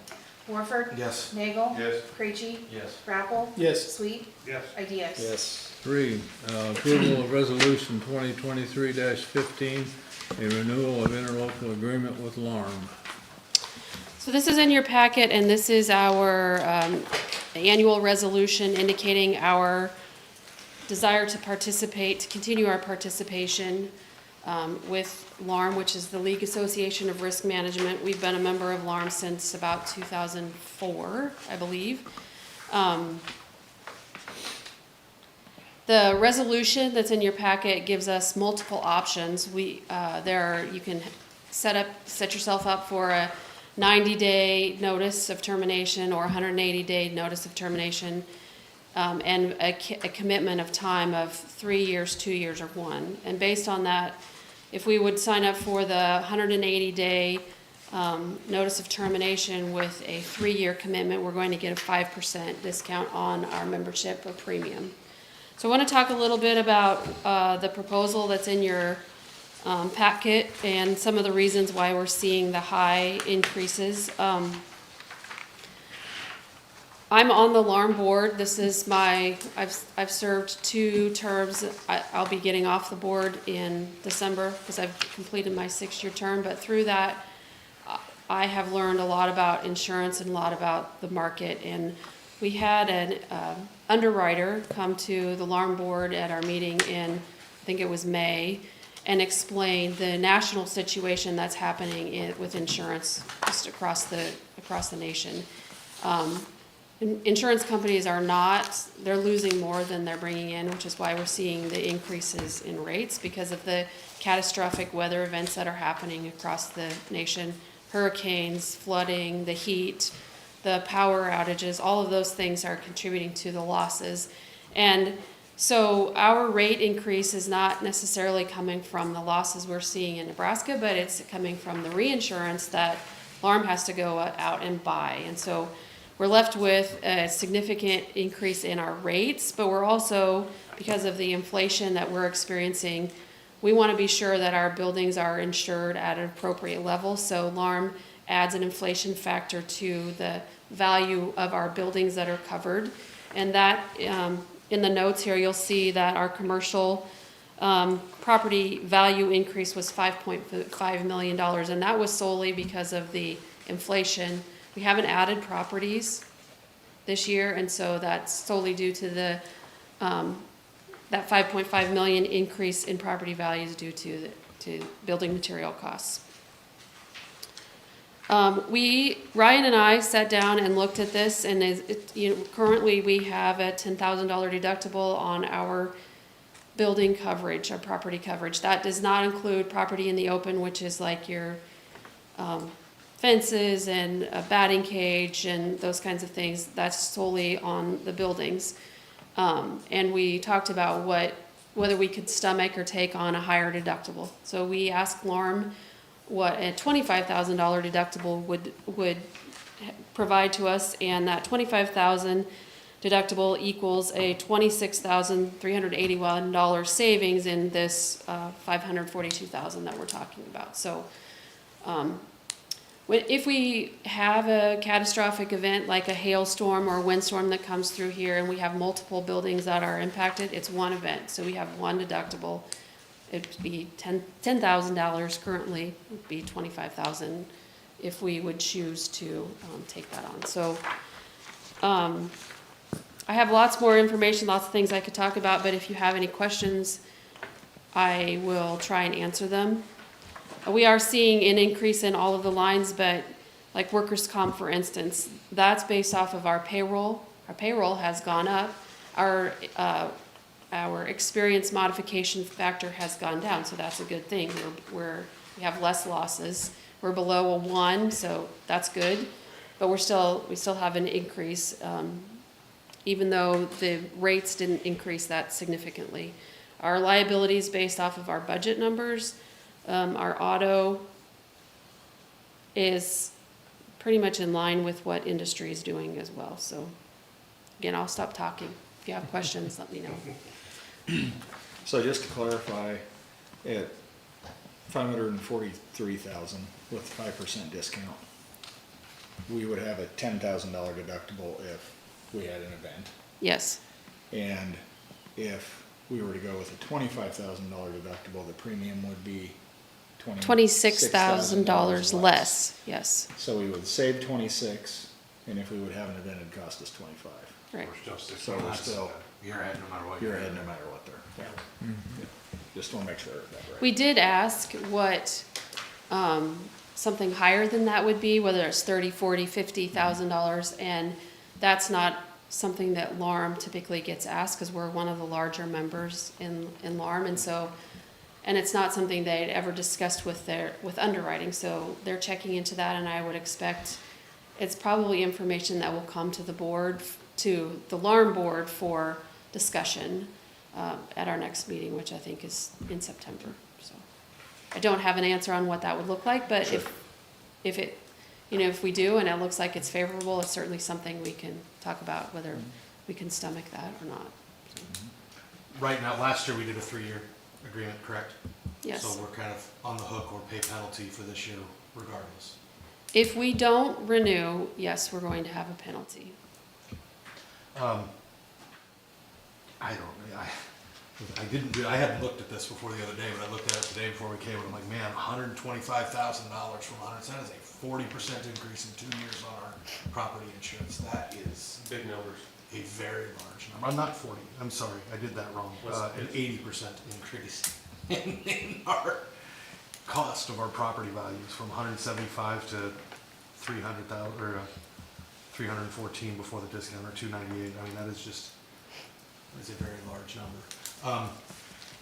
Can we not do this now? I know that, and again, in the finance committee meeting, we had asked, is that possible to find out what other communities are, you know, what their average rate of increase is? You know, we can say ours, I didn't do the math, but it roughly in my head, that's 75 or 80% increase over 3 years at this point. So our options are, and I think the memo is in the packet. I think this is due to LARM by, what is it, the 18th, 15th of August. So you could table it. I don't have that in front of me, so. Yeah, I couldn't, if it's in there, I didn't find it. Yeah, I didn't see a date on it either. All I saw was that it was. Okay, it must the be in the, effective date was it must 10/1, be in that's the all I knew. instructions. I think we have to have it returned to LARM by the 15th of August, so we could table it to the next meeting for Yeah. further discussion. I will not be at the next meeting, so. Oh. I mean, we could have a discussion about it in the finance committee and you can make a recommendation. Fair enough. I would like to know, like I said, I can pull out my calculator real quick, but again, 298 over 175, when you're talking an increase. But part of that also is due to the increase in Evaluation. evaluation. So in 2020, 21, or let's go, 21, 22, we had 60 million in value. Okay, And this renewal is based off of 72 million in value. So we're talking about 12 million in value of increase in property. So that is going to be part of it, because 20% increase. the cost of, 20% increase, but a 75% increase in cost. And that's, to me, it's still, In premium. that's, yeah, and I get that insurance is going up, and my thought, again, isn't that, my first instinct is always LARM is doing this right? The union that they are for small communities, I believe in. However, I just wanna know, Yeah. That's kind when of, I see numbers like that, you know, every time I get in, I'm a shopper, when I get insurance at home, I'm like, well, I'm hoping this company isn't messing with me, but I start calling around and find somebody else that's $600 a year cheaper, I'm like, well, why am I getting hosed all of a sudden, or honked, as Stuart put it? So I just would love to know that we can factor out the extra 12%, I mean, that's easy enough to put a calculator to that and figure out those numbers, or the extra 12 million, which is, like you said, close to 20%, but I would just like to know that other people have seen a similar type of increase, at which point, then we still know we're right where we need to be and no worries. If everybody else saying, well, yeah, we've gone up, but we've gone up 23%, I'm gonna say, well, we gained 20% value, I expect premiums to go up 35% or 30% based on that. We've gone up 75%. That's a whole different problem. Mhm. So I just want to know if there's some way to get that kind of comparison before the next meeting. And then, like I said, I will try. I believe in line. I know. Yeah. Well, I mean, And if we but, don't, what are they going to do? Like, if we don't have it done by August 15th, we get a swift kick in the butt? Or what No, are we I gonna will do get a about it? call from Tracy Uronic at Alarm and say, hey, where's your resolution? And I could probably get squeaked out to the 22nd, but I will not get into September. we'd be uninsured at that point, would be the issue. Wouldn't We be- can't, we're on the hook for this anyway. We signed this for 3 years last year. Yeah, but So if they we can't didn't just kick pay, us off. if we didn't approve the premium payment, didn't pass the resolution to do it, then we'd be uninsured Gotcha. as a result. They still got the hammer. Well, we can't do that. Yeah. And so, I guess the question is, like you're saying, Carl, is it, can we get numbers without actually going out and getting quotes from EMC or somebody like that? Yeah, I don't necessarily, Yeah. again, insurance is insurance, and if you ask them to do that, they're gonna come in and say, of course we can beat that. You're gonna see great numbers this year, and we're right back in the same Yeah. position next year, right? Yeah. I don't wanna do that, I don't wanna do that until we know what we should be looking for. What are other communities actually seeing? Is every insurance company doing this, at which Right. point, we're not really gonna be ahead? Because we don't wanna shop this every Even year. the ones outside of No, one. because we've had a good relationship with them. And then again, Right, that's you're what I right. wanna believe, but I feel like due diligence Well, says, you're that right. is a big flipping number, and I It wanna is, know that everybody else sees that, or are we getting punked? So my note here, right here, says, wants to know that we are not getting honked. That's my note. That's what you want to know. Carl wants to know, make sure we're not getting honked. No, this is good. We're not I will, will. I will do my best to get that information. Because that would be Can we find some the towns closest outside one of to Lawrence? subdivision. Yeah, I mean, what's the Yeah, What's the yeah, I point would of expect doing to it be within outside, Larm, yeah. because we are, Exactly. right, Right. it's, right, I understand. No, we're getting extra honked. Well, the biggest question would be, I think EMC is the NRD and maybe NERMA is the county, right? Like, Well, I don't what's think, I happening think there? like that, there's some other communities that Yeah. are maybe our size or just a little bigger that are not Yeah. part of Larm, so I Yeah. can find out from them. That would be great, thank you. Motion But I approval? probably will stick to some basic numbers, like, what's your premium, what's your deductible, what's your total Insured value. insured value, and then move on to the next one, that's if all. I That's can. Yeah. And What what was it was last it year? What in was it last 2020? year? Yeah, even if this is as far back as we're looking at, what was it in 2021, 22? I just wanna know what that increase has been over Because the last. we're 3 looking at years. a It might be- 20% increase year over year, but much larger going back 2 years. Right. Well, we went, from 298, from 228 to 298. 70,000. And we go all the way back to 175 as we go back 3 years. Again, I'm looking at $125,000, $122,000 increase from what was 175. That's gotta be, again, I didn't put a calculator on it, 65, 70%, 75%. I will tell you, and Cost of materials is gone. we're not, according to the underwriters that did their presentation, we haven't seen this yet happening in Nebraska, but a lot of states are seeing where the deductible for wind and hail is, or your loss is a percentage Yeah, of cover, Yeah. of loss. regular insurance does that. So if you're lost $1 million, your deductible is now not 25,000, it's 100,000. 2%. I It know, also home, depends on how home old is the roof 2%. is. My home is. What? Older the roof Hail is, and the less wind the and hail bill. is now 2%. Yeah, right. Because it should have been. Instead of 1,000, so $300,000. Yeah, that's what they're looking at. The roof is 12 years old. Oh, mine is. A lot of them are doing that now. Yeah, last time it was just a. So you, did you make a motion to table? Stuart? I did. Motion to Motion to table. table. I'll second. Okay, I think our church premiums were a lot higher hike than that in the last year. roll call on the motion to table. Warford, Yes. Creachy. Yes. Nagel, Yes. Rappel, Yes. Sweet, Yes. Ideas. Yes. Okay, number 4, acceptance of the 2022 utility audit. So that was emailed out to you maybe the beginning of June, and then the Board of Public Works reviewed it and recommended approval of it, so if you have any questions, I'll try to answer, but I read it, motion to accept, and the Board of Public Works has looked at it. I'll second that. Got it? Roll call on the utility audit. Creachy, Yes. Rappel. Yes. Nagel, Yes. Sweet, Yes. Warford, Yes. Ideas. Yes. 5, approval of ordinance number 2439 to authorize the issuance of utility revenue bonds for the purpose of providing financing for Sand Creek Sewer. So the ordinance, all 45 pages of it is on the table there for you, and it is prepared by Mike Rogers with Gilmore Bell, who's our bond counsel. It lays out all of the technicalities of the bond. The bond ordinance is an amount not to exceed $1.1 million. It's a combined utility revenue bond, which means that it's intended to be used for the Sand Creek Sewer Project, and which is a total cost about $1 million. Sorry. I know Ryan's intent is to use sewer revenue to make this bond payment, but because it's a combined utility revenue bond, any of the revenues received from utility billing can be used to make the bond payment. So, Cody Wickham couldn't be here tonight, so if you have specific questions for him, we could table this. I know Ryan is anxious to get it wrapped up. This document that I handed out, and sorry, Jerry, I didn't, if one of you could share and give it to me. anyway. It's a draft. Yeah, I didn't realize when I printed it that draft would print, so, Okay. yeah. But we're looking at, I think it was this is 4.1 average borrowing rate for 13 and a half years. And the structure of the debt will be wrapped around the existing debt service payments that the utilities have.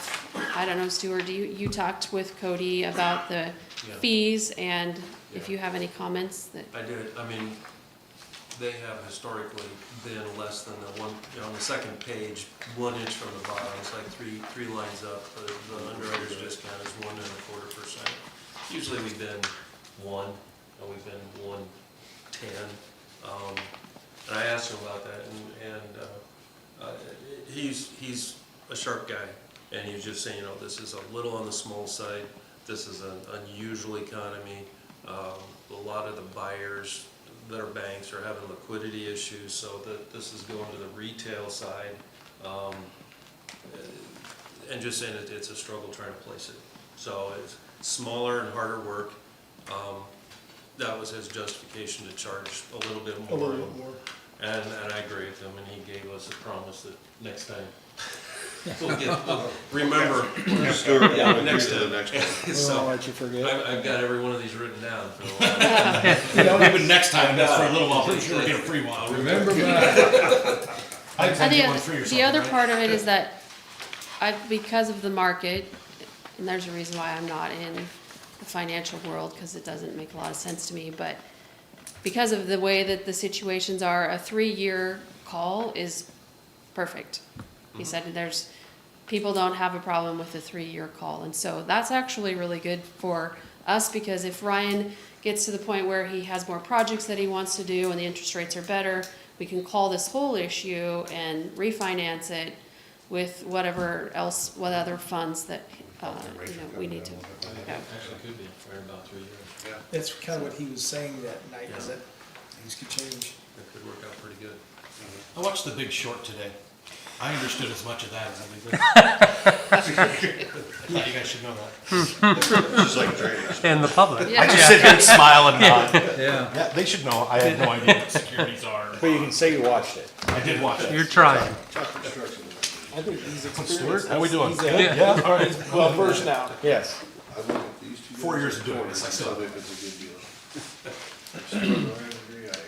So I know that, like I said, I rely on the people who we hire to prepare these documents, so it is 1.1 million, an amount not to exceed that, with the fees spelled out of not to exceed 1.25, which is what you see in that document. So it is an ordinance, so it needs to be introduced.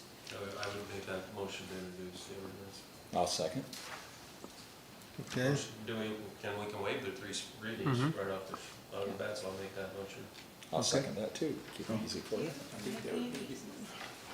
Roll call. Three more times. Krejci, Yes. Ideas. Yes. Nagel. Yes. Rappel, Yes. Warford. Yes. Sweet. Yes. Okay, One more time. One more time. one more time on the final. Roll call. Krejci, Yes. Ideas. Yes. Sweet, Yes. Nagel. Yes. Warford. Yes. Rappel. Yes. Okay. Approval of first reading of ordinance number 2440 to allow for the use of golf carts on the city streets. There's, Apparently, I also do not know what a golf cart is.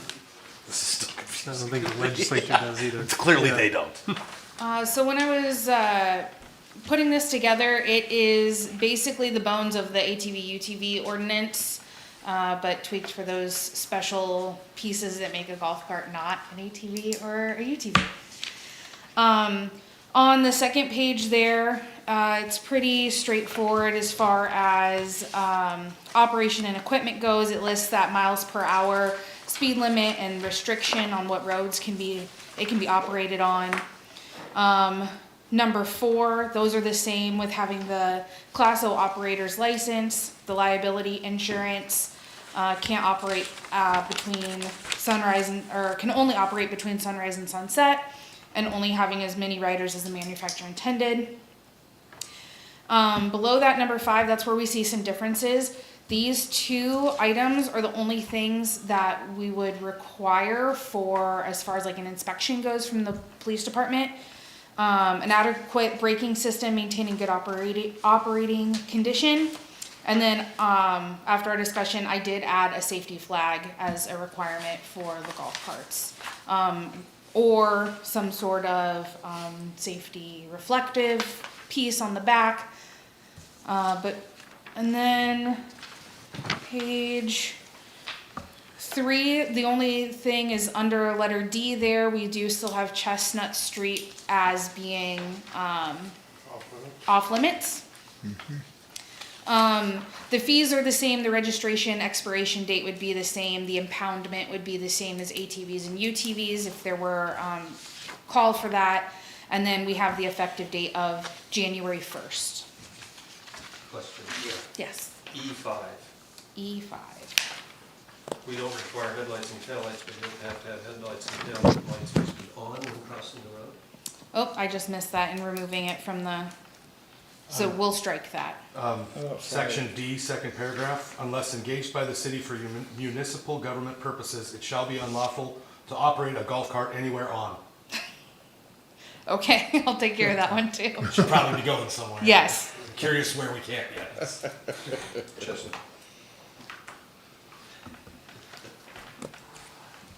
That's why I have all of you look at it so that I know that For it sure. makes sense. yeah. I do have a question, I know we were following the ATV deal, but the safety flag, portion of it, I guess I'm kind of confused from a golf cart standpoint. I don't know if I've ever seen a golf cart anywhere where safety flag, I would agree. and I'm just. I don't think we need them on the ATVs and UTVs either, but the state requires them. I couldn't care less about a flag. If you can't see the golf cart, I don't know why the flag is what gets your attention. They've generally got a top on them, so. If you're on the road, you have to have a flag, take it off to go play golf. I don't know, I've just never seen a Well, golf cart. I mean, feel free, I just, Sure, after sure. what we had discussed, I know Yep. there was a little bit concern about visibility, especially since there is no required headlights and taillights. So that's why I added it in I there. think that one probably could Okay. go away, in my opinion. Really? I mean, I personally think they should have headlights and taillights, you know. But it's sun up to sundown. So it's, Can't it use must it. not be a statute for the golf cart. Yeah, but I can It's tell not. when you're braking in front of me. Yeah, true. They do drive slower. The taillights is I mean. They also stop faster than my car. Most of them come with the standard anymore anyways. If you're getting the off-road ones, yes. Well, no. No, even your, I have standard one one. that's got headlights, taillights, everything. Is that right? Just regular, like a golf cart? Yep. Golf cart? Yep. So are you I don't have a saying, You thinking get rid of the flag and add taillights? Yeah, again, taillights are probably less important to me than brake How many lights. do you If I'm think driving brake behind lights? somebody who's doing 20, Percentage, they're already how many doing do you 20, think already taillights? frustrating, knowing they're stopping is probably not a bad idea. If I go out to a golf cart, Like I said, they except stop for the faster one than you my car rent at stops the for golf your cart, truck. everybody that has their So own, they got all the brake time, I would lights. say 90% of them ride at my off base. but I would have to, there's a lot of them. It's a guess, I know, it's But just a guess. yeah, I was gonna say 75%.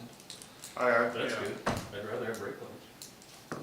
I don't know, just a question, kind of plain devil's advocate, so I'll do. Yeah, so I guess that was my thing, I didn't wanna put any undue need on it, but if you feel like most private golf carts already have brake lights, things like that, then. Well, if we make a requirement, you know, then, you know. Could you say, brake lights or maybe something reflective? Or I mean, I'm just thinking reflective that triangle. if there is an older golf cart Yeah. that they do drive back and forth, at least maybe have some next level of safety feature If- that Did would. you say something about? If you don't Reflective have, doesn't. Right, I put the reflective flag doesn't in do here, but anything for me reflective because then triangle it was can't what was be in on our at night original anyway. ordinance Right. from, So the reflective, it would Forever matter ago. if they were driving at night, that's a huge thing. Sure. But without driving at night, I don't know if reflective does True. anything for me. would be a good way to draw attention then if they don't have taillights. Yeah, well, your only other option is hand signals. Or flag. You know, it's supposed to, yeah, you're not supposed to be on Or what? A flag. A flag. It still doesn't tell me you're stopping. No, but Left turn, right turn. if I'm stop. following a golf cart that I now see a flag waving, I know there's a golf cart. I'm gonna probably just hang out. But I already see you. I'm already gonna turn. Right. And go Not another right by, way. not when I'm Yeah, Fair yeah. enough. so you want me to remove the safety flag and along with braking system, add, brake lights? Brake lights. I just see Are the- your lights brake lights or are they just tail lights? They're My brake, thing is, what I don't wanna see is a whole bunch of people having to jerry-rig aftermarket parts on Sure, those things to get them to sure. pass. That's my Yeah. whole thought. And that's why I don't like the flag, 'Cause then because it's you just have not to come safe. up with some I thing don't, to I modify can't your say car. that every taillight is a brake light. I know that a lot of the carts that people buy for personal use now have headlights and taillights. I can't say they're all brake lights, but there are Because they're taillights. anticipating that they're using them on city streets, that's why they're putting. Now, there are kits that you can buy for your cart for blinker, or what they call it, road, street package or something like that, that has the blinkers and everything else, so. My thought, again, taillights, I guess, don't, it's all daylight stuff, taillights don't, and we're slow speed, right? We're not gonna be driving down the highway and stuff, where Right. headlights are as important. My thought is, I don't even care about headlights, I'm more worried about brake be nice lights. enough to braking. Yeah, it looks like I'm already following close because you're only doing Google 20, I don't wanna says be in your that cart while I'm at it. basically any newer golf cart has brake lights. Okay. Okay. Okay, so I I'll would make be those okay. Just be the corrections. older ones. Like I said, I just didn't wanna see people jerry-rigging them on there, all this aftermarket stuff without putting it in a shop, and now there's loose wires everywhere, and they're just gonna rip it off anyway, and it's not gonna stay working after they get Right. inspected. What's the point? So what's the worth for an older golf cart, you know? Is that The reflective triangle, Well, then they would have to put them on It's there. not a huge. Then you're doing the. Retrofit. Okay. For safety. or if not equipped. I mean, if you don't have brake lights, I wonder what your insurance company would be wanting to, they charge you for I think we gotta liability, drive down the decide. street. That's true. Yeah, So what do you, I think we gotta decide. If we're gonna do it, I'm all for brake lights. Brake lights are the one, rather headlights and taillights, I guess, are less concerning to me than brake lights, and if you have to buy the aftermarket kit to put them on there. It's not that expensive. It's like $150 for a kit on Amazon. I actually agree with that too. As you pointed I'm out, I already mean, paying liability $100 insurance should be. I mean, Brake light you can still see during the day. you don't have- Right, that's my thing. So- I'm less concerned about the taillights thing, because that's usually a nighttime issue. And you're gonna see the cart anyway, it's a golf cart, it's gonna be there. But the I'm more worried about, brake- I'm upset because you're only doing 20, I'm already right behind you, I should probably know if you're stopping, so I don't. Yeah. Well, yeah, but if they have tail lights and brake lights incorporate into the. Yeah, that's great. So, They just need that. You're gonna have both. I don't- brake yeah. lights on. We're just establishing minimums. We can always Yeah. avoid. Yeah. Remove the flag, add brake lights as a, across the board. And then, those other two statements, we Yeah, wanna finish them. I agree with that. Motion to introduce it? Oh, we're gonna take a run at it. Yeah, I'd make a motion to introduce First reading, with those changes as a first reading. I'll second. second. Roll call. Warford? Yes. Ideas? Yes. Nagel? Yes. Rappel? Yes. Sweet? Yes. Creachy? Yes. Okay, mayor's comments. I guess the only comments I would have would be, Joe, what do you think you and the committee, I didn't want to say there's already one set up, I just said we'd have one before, but I believe is the right time before the council meeting, or do you need one earlier with the challenge that's out there before us? We have the street committee meeting we can discuss. But I mean, would you rather be next week? So that way, You're gonna be here, I'm off next week. And I'm off the week after that. So Can, you, can Joe and I yeah, that's what I'm saying, can see you if we put can come together up with a plan? enough to have something to present? Yeah, think that's- I don't know how much we're actually gonna be able to present in 2 weeks. I mean. I think it'd be- hopefully you hear back from the county on the survey. Sounds like you're just identifying what the city's wanting to do to address recommendation number one a little more We're being thoroughly. proactive, we're trying to be Yeah. proactive and look at the picture. and Not say, too deep in the what weeds. can we do to make things better? Yeah. I do have a question about that, Melissa. When we did talk about this last year, there was a public forum that was presented, that information, right? The Yeah, the engineer drainage study? results and the, Right. yeah. Yeah, absolutely. There was a personal invitation sent. Right, because we to had, them. they We came, had an open house. yeah, we had it presented to us at the meeting, and then there was an open house that followed Yes. at And I another will, time. I will say, Joe and I have had lots of conversations about this, and he's, this spring, when he was ready to get out there and go, we wanted to clean out the basin, and then we wanted to work downstream. So we're just getting ready to clean out the basin, and here comes the rain, right? Finally rains. Right. It's Dang all been rain. scheduled, it's not been something that we just were Have it- rushing to try to get done, like, it's been scheduled, it's just an unfortunate event, I mean, take it to, the ground's been rock hard, and then you get a 2-inch rain, and it's a situation where there are a lot of little things that in-house we can fix, but with that being said, we can't drop everything else we're doing in town, just to focus on, to shut down all summer and go over here. I think the frustration that we were hearing from the people is I'm not saying us or anybody else, but they don't feel it's been making it a priority. And I think that's where a lot of the frustration was coming. And I understand, if I was there, and that was my house, I'd be frustrated too, I think we all would be, but. Sure. You know, I think we just have some type of, I mean, you're right, I mean, obviously, they have a lot of respect for you, and I think we all do, for what you're doing. I think it's just they're looking for some type of progress that we're doing there. And I know that is a focus of yours, so I just think that's their frustration. The things that he's doing is not fixing their problems and they're mad about it. Is it a situation, and I'm just throwing that out there, where they talked about financing, looking at a public improvement assessment to actually contract out recommendation number one and that work all to be done, as opposed to the city trying to do some of that in-house? I think that's where Joe and I need to Yeah. talk about. I think the biggest thing that, most of the stuff that we need to do, we can do in-house, but one of the biggest hurdles we got was just identifying that area on the north side of 23rd, how big of a grassy area that should be.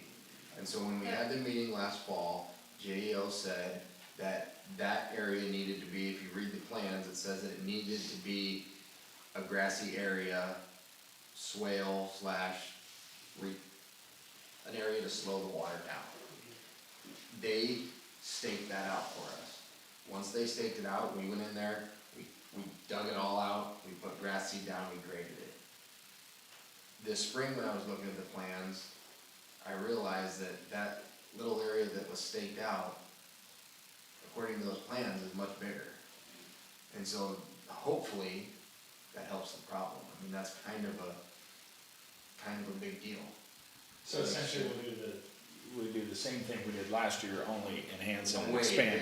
bigger. Yeah. And so then to take that a step further, because what happened this year was the farmer went through there and he planted and kind of just went right through. Okay, that's a mistake, we missed that. Now, what do we have to do to make it better? I think potentially we fence it like we did it on the south side, we fence it, so we'll never have that problem again. It's a one-year farm contract, right? Yeah, and the farmer's already been put on Yeah, notice so that they're we at least half decided of what he's farming. it's summer, it's hot, we haven't had rain in 10 months, well, let's just wait till fall. He can harvest, we'll go in there, we'll grade it, we'll stake it out, we'll plant what we need to plant. I mean, I've done research through the state on what type of grass to plant, not just going in there and throwing down Kentucky bluegrass or turf mix, but like, actually, what should we plant? What will slow down water? What will retain water? Because that area is made to retain water, and then slowly release it into our silt basin, which is 14 foot deep, is supposed to take the silt. I'm assuming that that's gonna be, have to be excavated out on a yearly or 2 to 3 year basis. We'll have to monitor it. I mean, It all Yeah, depends on the rain to events. it all depends on the rain. So, like Do this we last, have the appropriate equipment from the city to be able to do the project? We don't. That's a 14-foot deep. so that was, you know, getting the contractor out there to, Maybe you gotta have a big backhoe. and maybe what I would like to do is, you know, just set up a contract, a yearly contract, where we know every August, we're gonna dig it out. Right now, the problem is we had it excavated out. And it rained, so I made the decision to leave the spoil piles, because we didn't wanna track mud in and out all the way down Chestnut Street. So now out there right now, you have 2 massive piles of silt, which we need to decide what we're gonna do with those. You know, that's another hurdle. You've got probably, I don't know, probably 60 dump truck loads of silt. And that's gonna take us 2 weeks to haul out. You know, and so it's manpower, it's time, it's trying to balance all that. It's trying to be proactive, trying to help the homeowners out, trying to get them to understand what we need to do to try to make things better. Well, the other part, and I get really irritated when I look at what was done in the early 90s when that subdivision was approved, because the drainage way, the easement that's there, is an 11-foot wide alley, and that's it. An 11-foot wide alley. So for Joe to go in there and put his blade down and grade out an 11-foot alley, that's not gonna work. We have to get permission from all of the adjoining property owners, and not for And in order- Grant easements. what? They were asking, they were making note of what can they do. They could grant Grant easements. easements Yes. to allow for better maintenance. Yeah. And that's the biggest thing is the utilities, what I wanna try to do is process of elimination. Let's look at what we can do and what is gonna cost the city a lot of money. And one thing, when you get into utilities and the communication lines, they're a major problem. Because they're not just a straight line like a sewer line. We know where that sewer line runs, we know where that gas line runs, we know where the power line runs. Communication, It can bounce. it goes to you, back to you, it bounces. But to that point, Chris and Carl, plug your ears.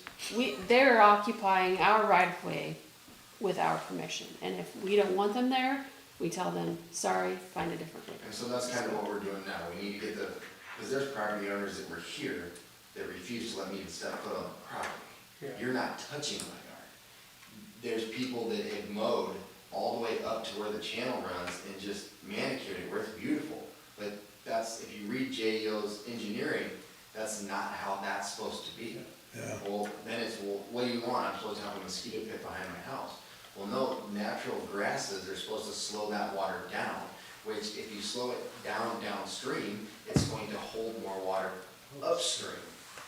And so, trying to explain that is difficult because it all works in a step process. And so, we're, looking at the grasses, what can we do? We're not talking about the street department coming in and swaling that area out and digging it deep. We're talking about just manicuring it where if we have to add dirt here because there's a 4-foot hole, we're gonna fill that hole in. We're gonna take this hole that's high because somebody filled in with dirt, or we're gonna take that out. And then we're gonna plant grass and get that grass to grow 3-4 foot tall where it filters the mud, filters the water, and it's a natural, it's But slowing that, down. those are all well and good, but I think to Jovan's point that he made, those are not the magic solution that they're looking for. We have to temper It's- the expectations. Right, Yeah. yes. That's the suggestions that It's, we can do. it's going in-house to after that. help, right? It's going to help in those rain events, but the only way it's going to be completely rectified is if the homes are Yeah, I mean, raised. to be honest, the houses were built Too low. next to a drainage way Yeah. that unfortunately, you're gonna have this problem. I mean, it's mother nature and I think if you go look at How many what has houses? happened with the rain events. and- 3 houses, There's 4 three. houses too low? 3. 3? There were like 12 people back there, they all live in those 3 houses? Well, Raising? it's two of them have 2 units, they're condominiums. Okay. And then there's a house in between, and I don't believe they were here.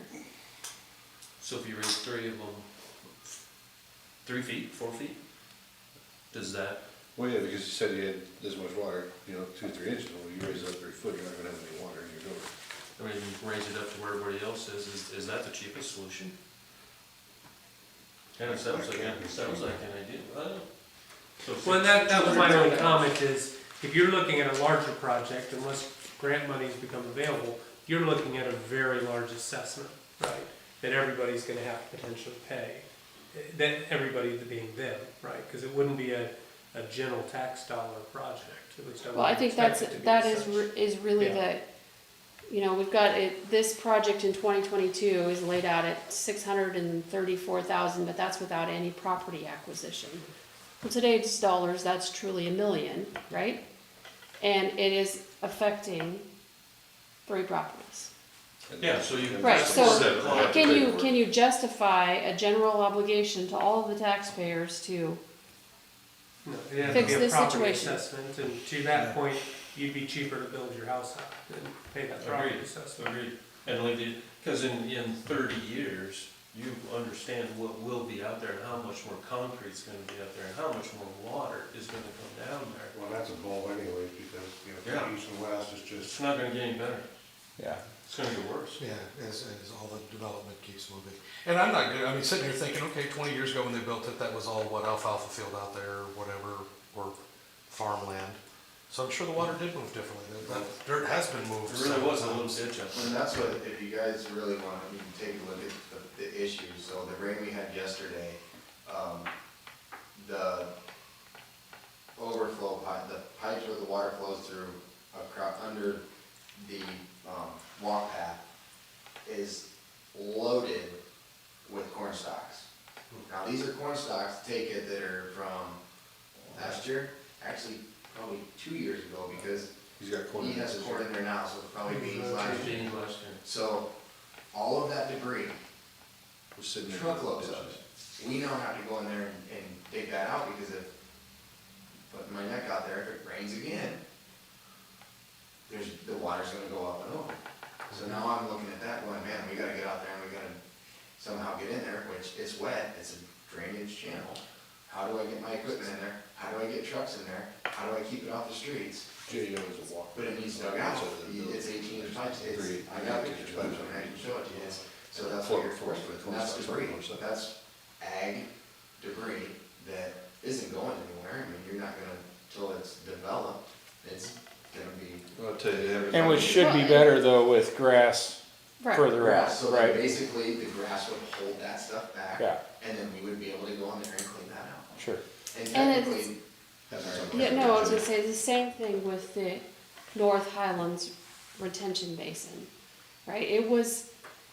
It's kind of a chicken and the egg. They have to construct that before they construct the storm sewer, but then you look at all the silt that runs off during construction and it dumps into that basin, and so right, I did have someone go out from JEO go out and do an inspection on that yesterday afternoon, and they said it's doing what it's supposed to be doing. It was still releasing water from the rain event.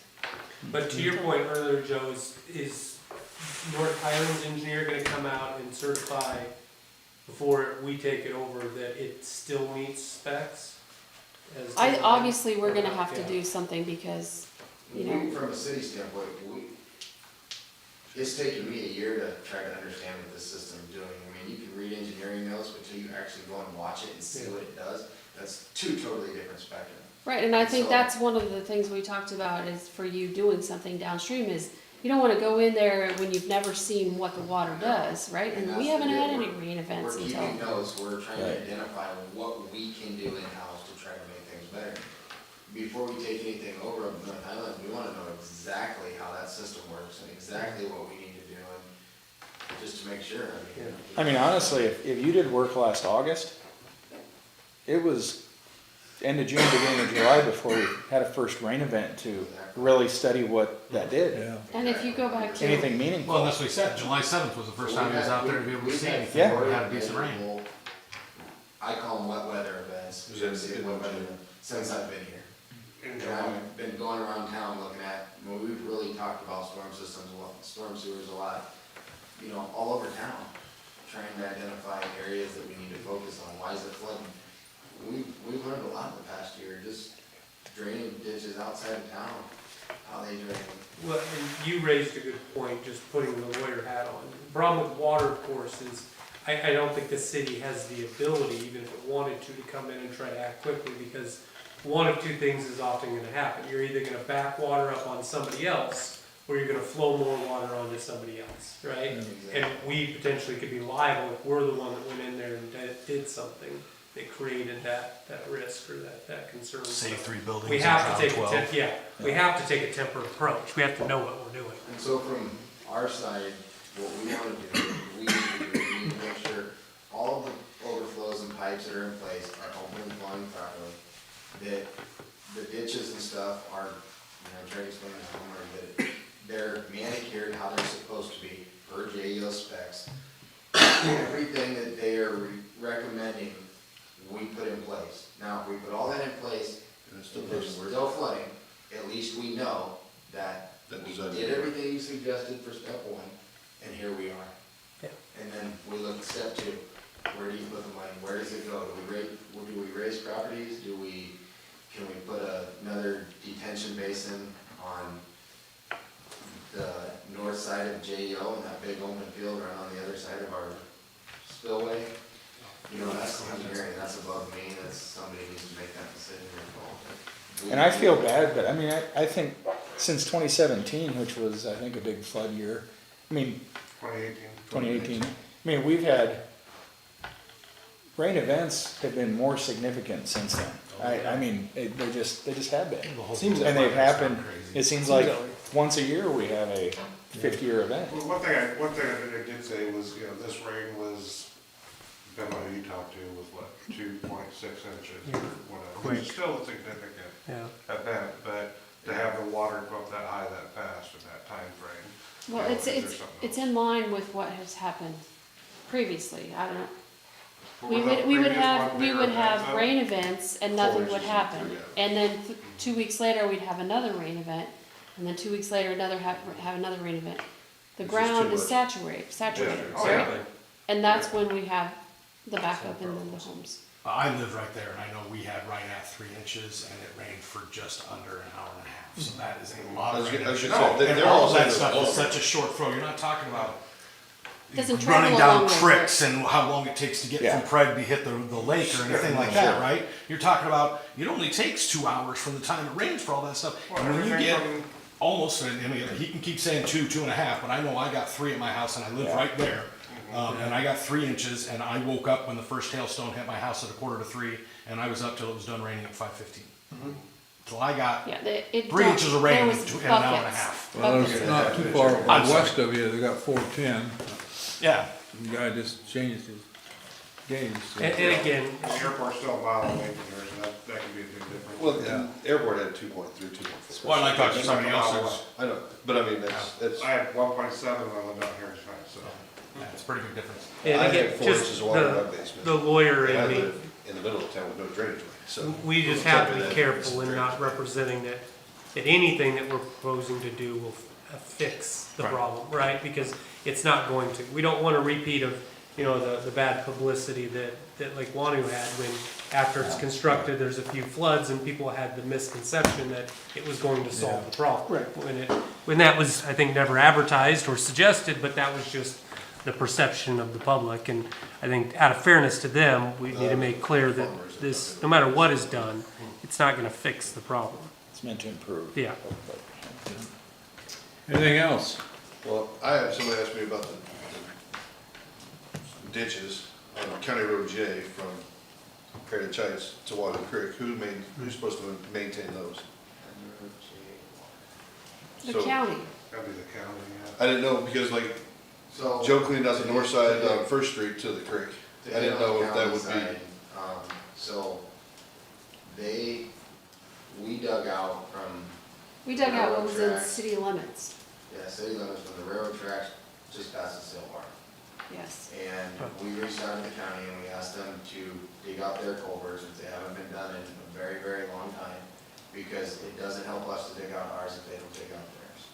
So all of that system comes from behind Sam Crawford, behind the railroad tracks, under the railroad tracks, and then out to Wahoo Creek.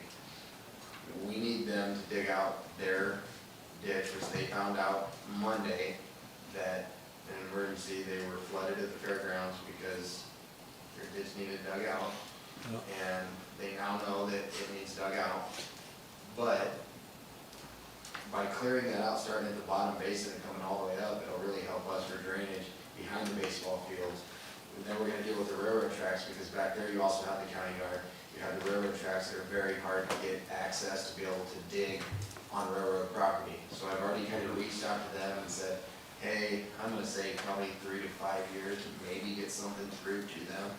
Like we have a culvert that runs underneath the railroad tracks. It's old. The grades aren't exactly where they're supposed to be. That pipe underneath the railroad tracks, when we dug it out, was 98% restricted. That means it's a 36-inch pipe and it had that much gap for water at the top. So to add to your drainage, everything goes through there. You know, everything comes down that creek, and then once you dig it out, that basin that you dug out flows right back with the silt that's in that pipe. So next year, we probably should have to go back in there again, re-dig that silt out, and then continue to do that, so now the whole system's open and flowing the way that it should. That's the goal.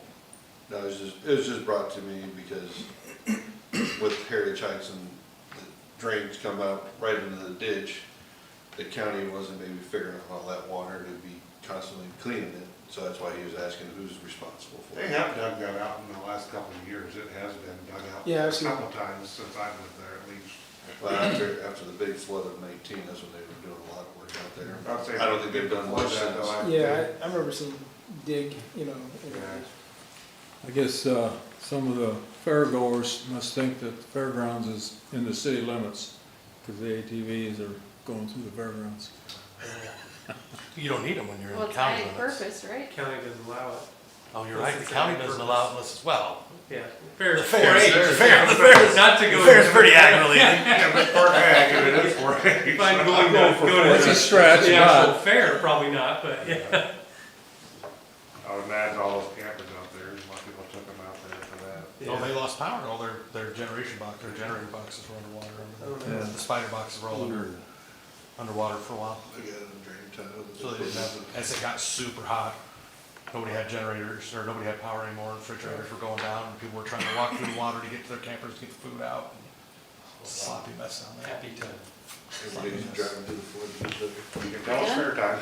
Entertain a motion to